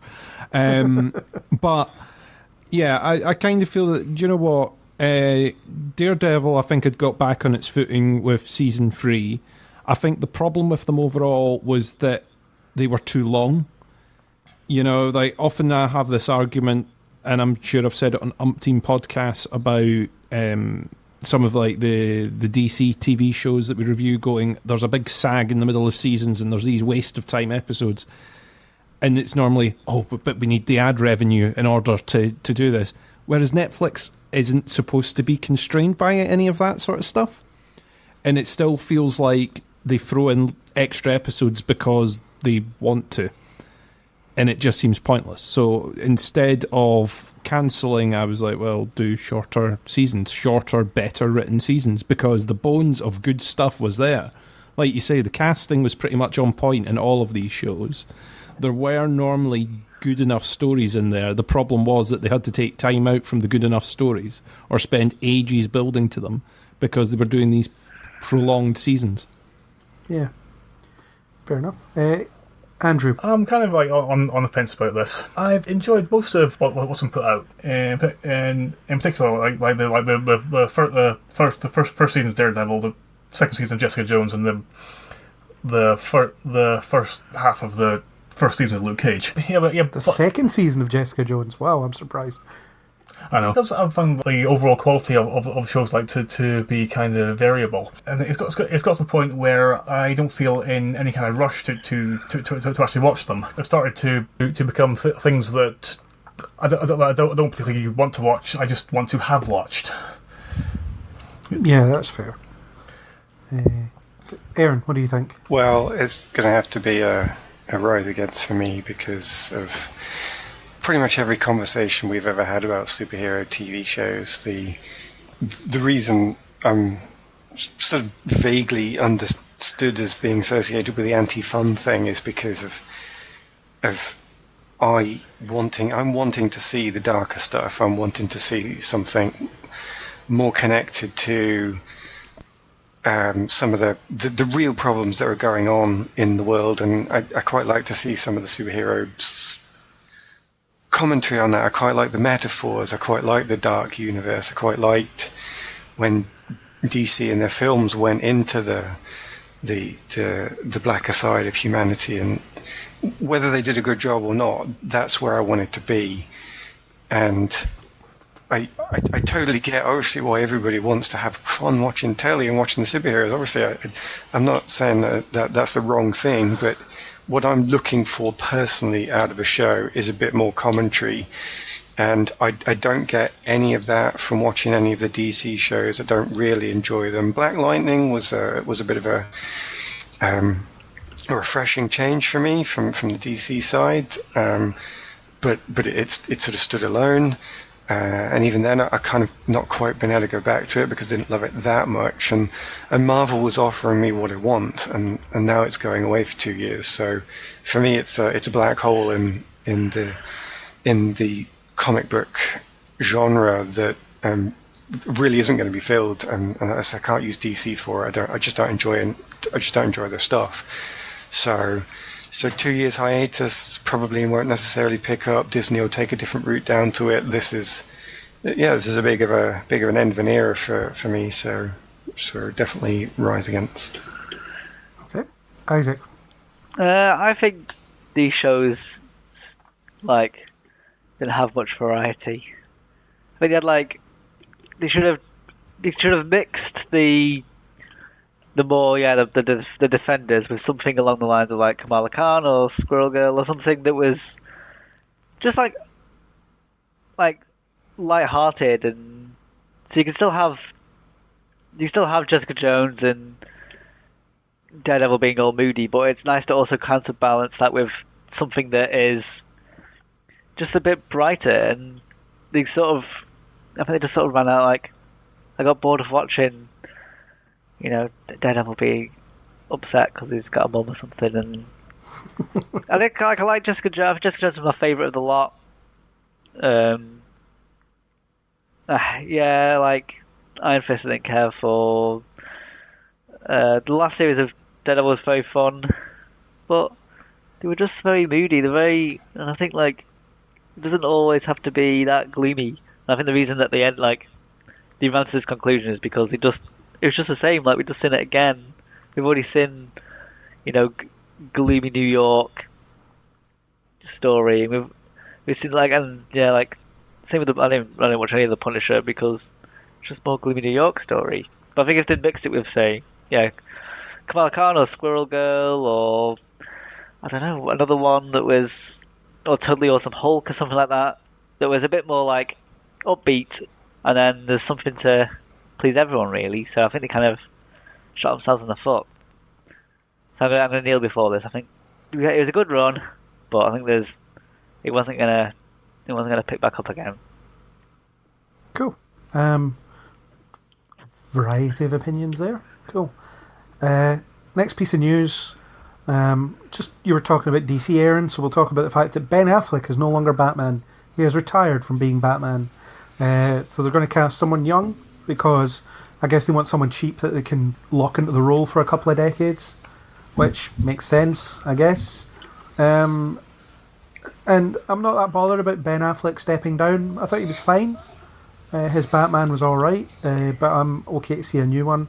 I am more excited about the fact that Matt Reeves' Batman film is apparently going to be the detective noir film that I've kind of wanted from Batman for quite some time. So we haven't had that yet. So that's interesting. So I'm going to kneel before this. I think this is a good step. See, this is quite interesting actually from that perspective because it's really difficult to see where DC are going with this. Well, it's impossible. But the thing is, I appreciate they do need to pick a direction and go in it, and they're really got to commit to something. And my problem with the loss of Ben Affleck was, again, for the same reasons as the Marvel shows. I can't disagree with what Isaac's saying, that people want to see the fun, that's why they got into this stuff. But for those of us sitting on the other side going, can we have a bit of power here? Can we have a bit of metaphor? Can we have a bit of commentary here? It's not there. And the way DC were originally looking like they were going was they were giving us a bit more that way, and in films, and Ben Affleck fitted it perfectly. I really liked his Batman, because it wasn't too brooding. It was more wistful. Every time he came on, you got the feeling that he had this resigned sadness. This is the way it had to be. I can't change it, and I've got to do something about it. And he still had a sort of a determination behind it. I wanted to see that. I wanted to see more of it, because it wasn't so over the top as Christian Bale, who to be fair did what was needed. He fitted into his films perfectly well, and I actually enjoyed his performance, but it wasn't necessarily the Batman I was looking for. And then Ben Affleck came into this darker universe and gave me something that I really wanted to see. It was this Batman had these characteristics that was this subtle variation was enough to make it really interesting. So I'm really sorry to see him go, and I don't know the new guy, and I have this horrible feeling that because Wonder Woman and Aquaman are successful, it's just going to be, let's give it up and let's just go in purely for the fun stuff and let's do glowing colours and everything, which again is fine, but if everybody's doing it, then I'm going to get bored of that. So the only thing that gives me pause for thought that this might go somewhere good is the last thing you said, Detective Noir. But I can't see how they're going to do it, because their success stories are Wonder Woman. Cannot do noir with the setup they've done there. Aquaman really definitely cannot do noir with what they've set up there. And these things presumably still have to cross over somehow, even if they're not going to do Justice League anymore. Presumably they're still saying they're in the same universe. And I think you could get some of these characters coming into a detective noir crossover. Definitely the Flash could, because there's always room for the comic character in the noir. Everybody else around them, you just can't believe this bumbling fool has just come in and done all these silly things. There's definitely room for that, but it's a promise that I don't think they can fulfill. So I'm going to say the detective noir thing, I definitely kneel before that. So I'll have that as my rating for the Schoolmaster there in the background. But I'm sitting there thinking, I just don't understand how this is going to be possible. But DC haven't picked one direction yet, so I know that all directions are still open. Yeah, therefore, so I guess I can stay hopeful. It could be that they're leaning into the fact that all these characters have a very different feel about them. In the same way that Marvel are, where you watch any given MCU film about an individual character and it'll have a different tone to the other one because the character lends itself to that. And I think that's a really good thing. So there's, for me, I prefer the Superman, for example, that's bright and optimistic and all that kind of stuff. So the Christopher Reeve angle on that one. So there's no reason you couldn't have that exist in the same world where you've got this dark, broody Batman, who is that kind of noir detective type. And it's about, it's up to someone to try and merge them together in some way, but, it could have fun with the contrasts. The fact is, why is this guy here? He doesn't belong amongst all these people, and then you just find everybody bringing all their differences to the table, and you make something fun out of it. In the same way they did with the first Avengers movie or whatever else. I think that's potentially true, and I think that does open something that could definitely happen. I think that part of me doesn't believe it will, though, because I find it difficult to believe that people are going to bring in the silly comedy again. They're going to say it's detective noir, and then I'm going to be going in thinking of these old sort of 40s films and it won't be. It'll have farcical elements to it. They'll just shoot it in sepia or something, but it'll still be comic. So I really hope you're right, that they do what you've said. I guess I've not had the trust built up in me well enough to. Well, if you want to see blending different tones perfectly, look no further than Into the Spider-Verse. Sure. Seamless connection there. Andrew, what do you think of this news? I'm disappointed about Ben Affleck going into retirement from Batman because I thought he did an absolutely fantastic job with the character, particularly in Batman v Superman. There was a big aspect of Bruce Wayne that people are familiar with, the really rich, charming businessman, playboy kind of person. Even while he was in that persona, you could still see a kind of weariness, the undercut everything. Because which was just like as a result of just how little he was ultimately achieving as Batman, because there was always still going to be violent crime, and no matter how many endless nights he went out fighting against it, like it's not something that he's ever going to truly defeat. Yeah, and it seemed that, but because he'd been doing it for so long, and it's just like a system that he was locked into because he generally doesn't actually know any other way of combating it. And I felt that was a really interesting take on the character, and I certainly thought that there was more that could be done with it. And his time in Dawn of Justice and Justice League, and also the few minutes in Suicide Squad that really weren't enough to fully explore this interpretation of him. I would have really liked to have seen more of it. With regards to the noir development of it, and I think that is actually a really good thing, because it's one aspect of. It's like a crucial aspect of the Batman character, which has been sorely lacking, from the film versions of him. Because there's a very good reason that one of Batman's alternative designations is the world's greatest detective, because that is as crucial a part of who he is as the cowl and the cape and the gadgets and beating up bad guys. Yeah, it'd be good to finally see that. Yeah, Chris, what do you think? I don't know what I can say that hasn't been said, really. I mean, I kind of think it's a bit of a shame that Affleck's stepping down. I think they could have possibly done this sort of standalone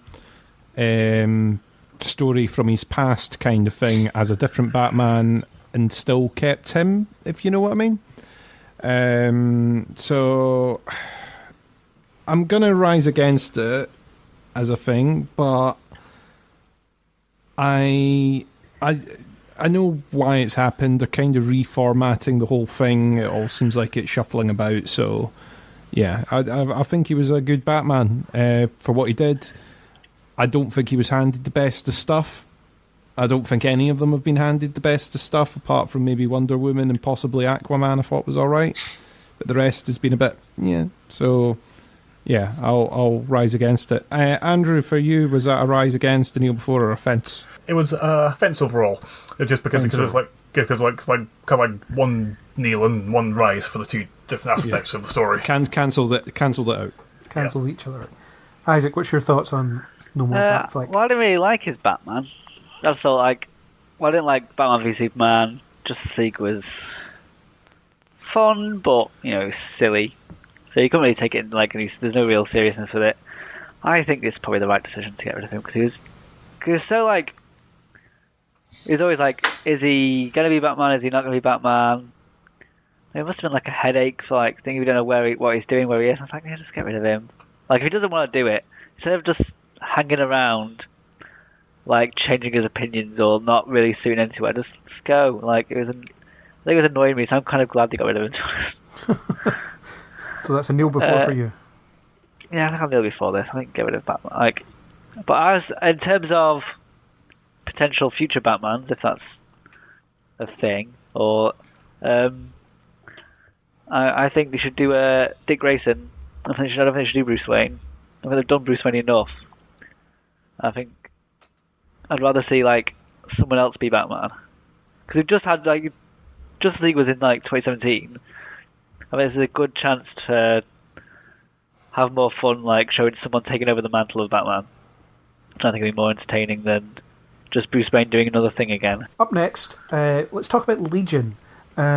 It's been announced that they're doing the final season, and they've cast Professor Xavier in the form of a guy called Harry Lloyd, who I don't think I've really seen in anything. He's in Game of Thrones, but who isn't? I think Legion is unsustainable for a long period of time because it's just too weird.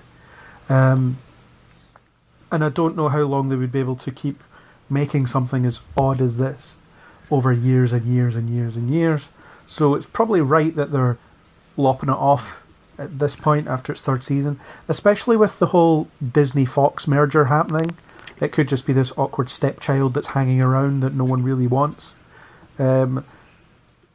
So I think it'll be interesting to see if they follow through on their season 2 plot, to see what happens to David. And hopefully it'll feel like it has some kind of finality to it.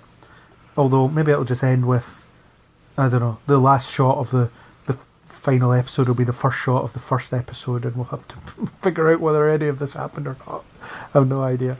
So I'm going to kneel before the fact that they think they can finish it off. And we've got an Xavier who's just as weird as the rest of the show. He's young. It might be too young. He's not Patrick Stewart, but he could be a mental manifestation. He could be a flashback. He could be just a Legion thing. Who knows? Aaron, you'll be bursting to talk about this because you're a... Absolutely. Definitely one of my favourites. Well, I assume that there's a chance we might do a season 3 podcast on all this, and we can just enjoy all the things we've loved about seasons 1 and 2. So definitely a fan. More dance choreographies, please. More dance numbers. Definitely want that. But I guess the topical thing about Legion season 3 is going to be one of the most interesting things they do. So they're committed to making him a bad guy, which is perfectly fitting with all the comics, I'm told. I don't know them, but it does seem to be an interesting storyline. You're getting an origin story for a bad guy that it's not something we've necessarily seen before.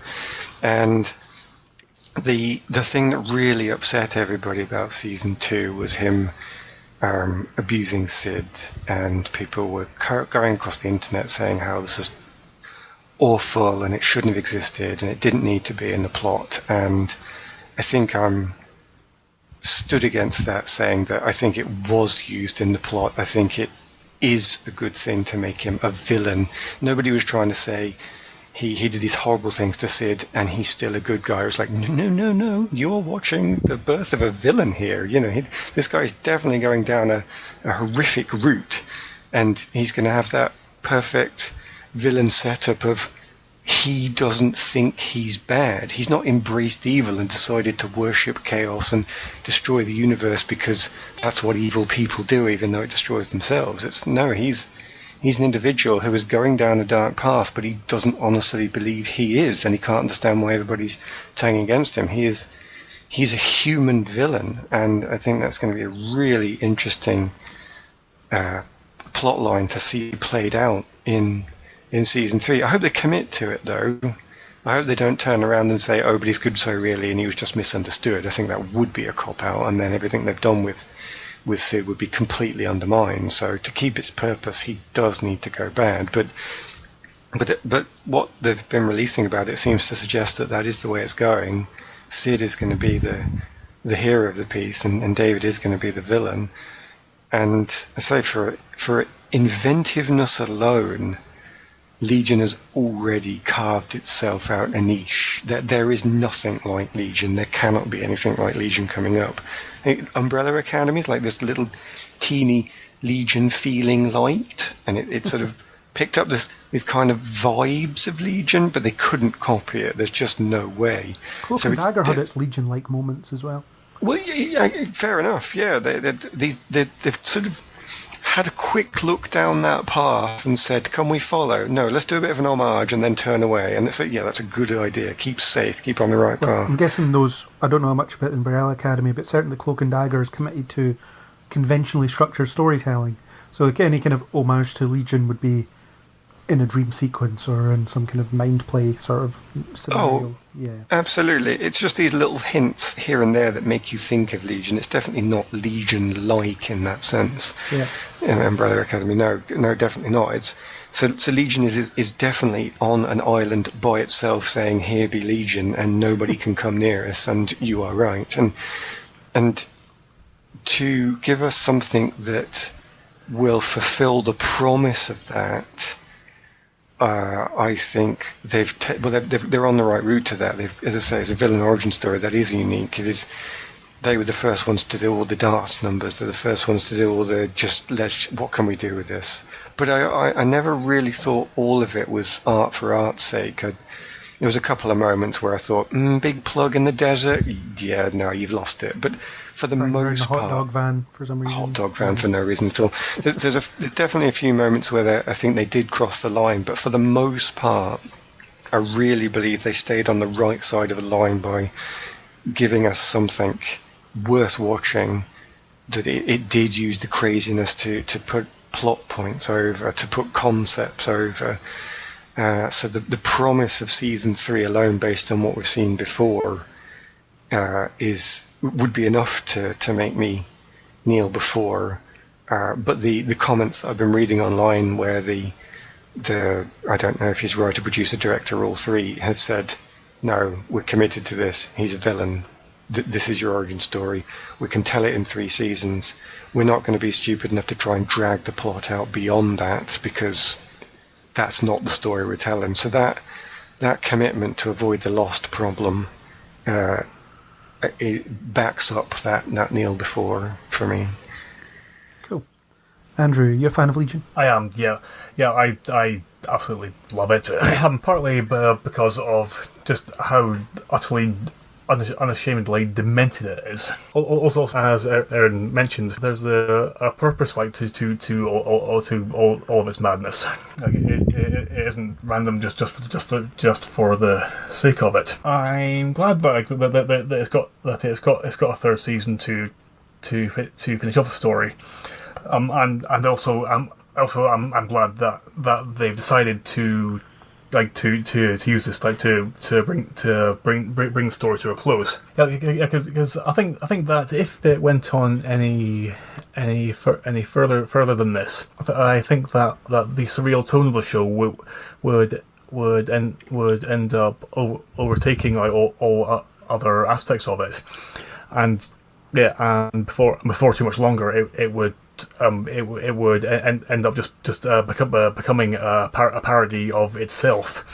Yeah. And would end up losing the finally nuanced madness that made it so compelling to begin with, and would instead become just a sheer pointless, overblown madness that doesn't serve any kind of purpose.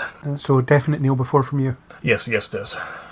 Chris, considering you've done 2 seasons worth of podcasts, I think I can guess, but I have done 2 seasons worth of podcasts. I hope we do our 3rd season worth of podcasts. We'll figure it out once we know when it exists and how many of it is existing. When it exists and what universe and what style it's going to be.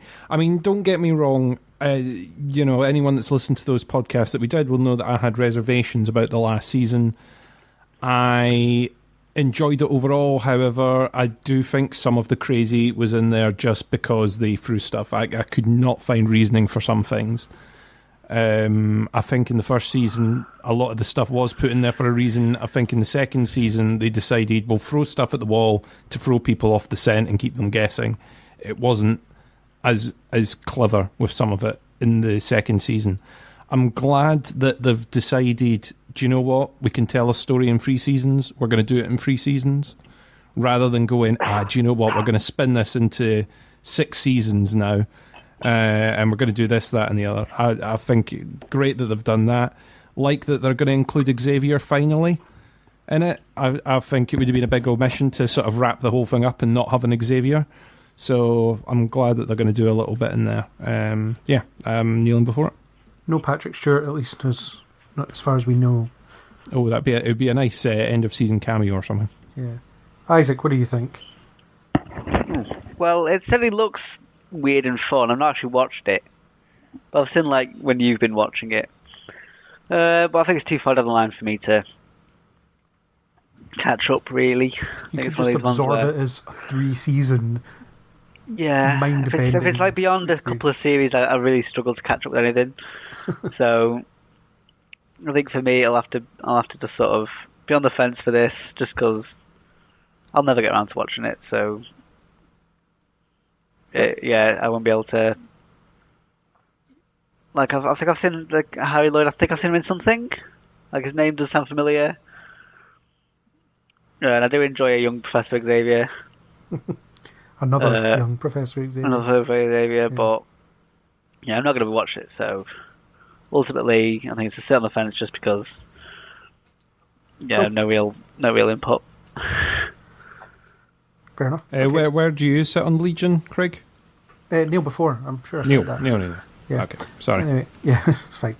So our last topic, we'll discuss the James Bond working title, Shatterhand. I don't really have an opinion on this. I don't know the story that it's based on. It just seems like another stupid title.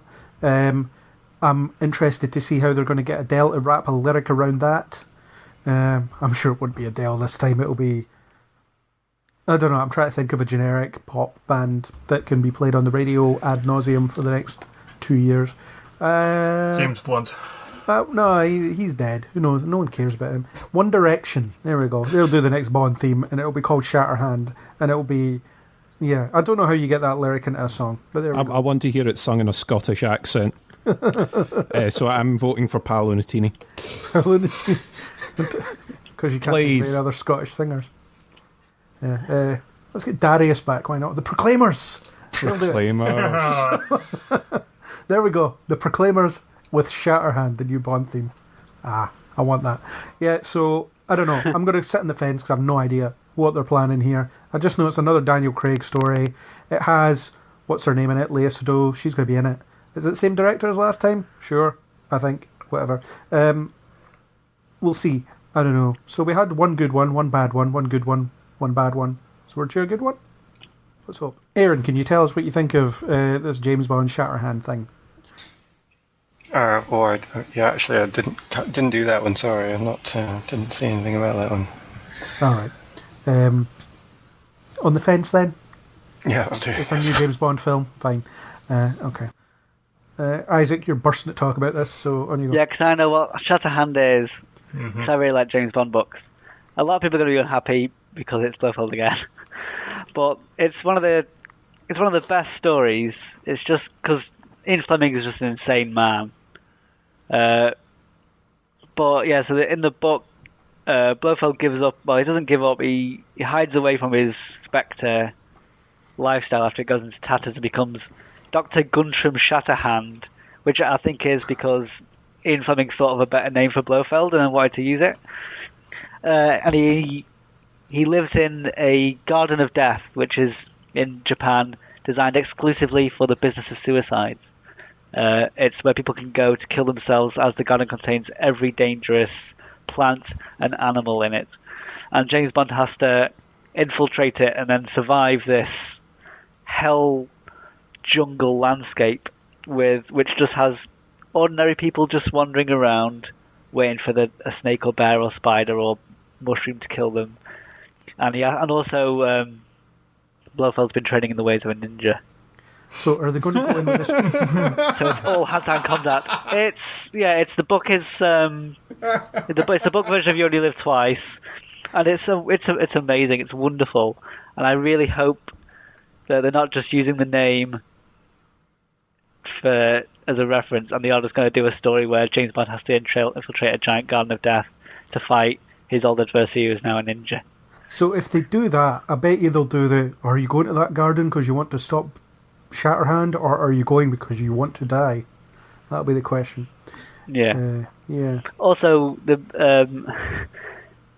well, spoiler alert for the book You Only Live Twice, but the method James Bond uses to take down this ninja that can't be stopped is amazing. It's because he's got, is amazing at swords, is lightning fast and stuff. So James Bond just kills his wife. His wife's in the room. Also is the wife is like the James Bond woman, because like in all these stories are really sexist, and he just gets whichever woman he wants. So the woman's lived there with him. So James Bond kills his wife as a distraction, leaving Blofeld distraught. He just runs over and punches him to death. I really want that's happening. Imagine Christoph Waltz just getting punched to death by Daniel Craig in like a forest of monsters. I'm trying to imagine Christoph Waltz the ninja. Never mind him being punched to death. Christoph Waltz the ninja. Who's like spent just all of his time training to become the world's most dangerous ninja assassin, who has to fight James Bond, who, for also a reason, like he also trained with some ninjas, just because he doesn't take his gun with him or anything. He has to survive like Bear Grylls style in this jungle designed to kill everyone. I really want it to be this, because it's just insane. Let's just embrace for the last one. Just go hell for leather. That sounds absolutely crackers, and I think you've convinced me to kneel before it. just because if we get Christoph Waltz the ninja, I'm going to kneel before. Well, I'm changing my answer because. Are you changing? That sounds amazing. Based on the title Shatterhand, I was like, whatever. But that description, I want to see that film. And if I don't get that film, I'll be upset. So. I don't know who to blame for that. The filmmakers for not making that film, or Isaac for setting me up for that film they were never going to make. I'll blame someone at the time. We'll see. Andrew, what do you think? I think as a name, it's completely daft. And I'm positive it's only going to be a working title, because as I would be very, very surprised if the resultant film was actually called Shatterhand. Yeah, they would never call something the Quantum of Solace, would they? Yeah, because for one thing, sounds like a comic book anti-hero from the mid-90s. What I'm suspecting will end up happening is that we will not get the wonderfully mental film that Isaac so lovingly promised us. Damn me for getting our hopes up. Because that just sounds like far too much fun for the current incarnation of Bond, who is mopey miserable the whole time. And I think that Shatterhand was chosen as a working title purely for its fairly easily researchable link to the You Only Live Twice novel, and thereby giving people something to talk and speculate about for the next film, without them actually having to tell people anything or make any kind of promises. So overall, I'm kind of like on the fence, just purely because over the last few years I've kind of become a bit indifferent to James Bond. Because it's something like I'll watch it when it comes out, but I'm over getting excited about it. Fair enough. Yeah, cool. So I think we've covered enough topics for one day. We ended on a high with Christoph Waltz as a ninja, so that's great. And his garden of death. Now Aaron from the Time Machine just sounds like he doesn't like anything. What do you think of this Bond film, Aaron? Yes, whatever. Nothing. It's like Aaron had to leave, and we recorded his bit early. Magic of editing. Woo! Or did we? Yeah. Anyway, Chris, what are the scores? All right. Are you? What are you wanting? Are you wanting from the bottom to the top? Are you wanting the best and the worst? What you want? Let's say go from bottom to top. Bottom to top. Okay. With a unanimous rising against at the bottom, we have got Night Flyers at minus. That was -5 overall for that one. -3 Roswell. -3 the Aladdin trailer. Also -3 was the Lion King trailer. Fast and the Furious franchise -2. Resident Evil movies -1. Men in Black 4 trailer -1. Netflix Marvel cancellations -1.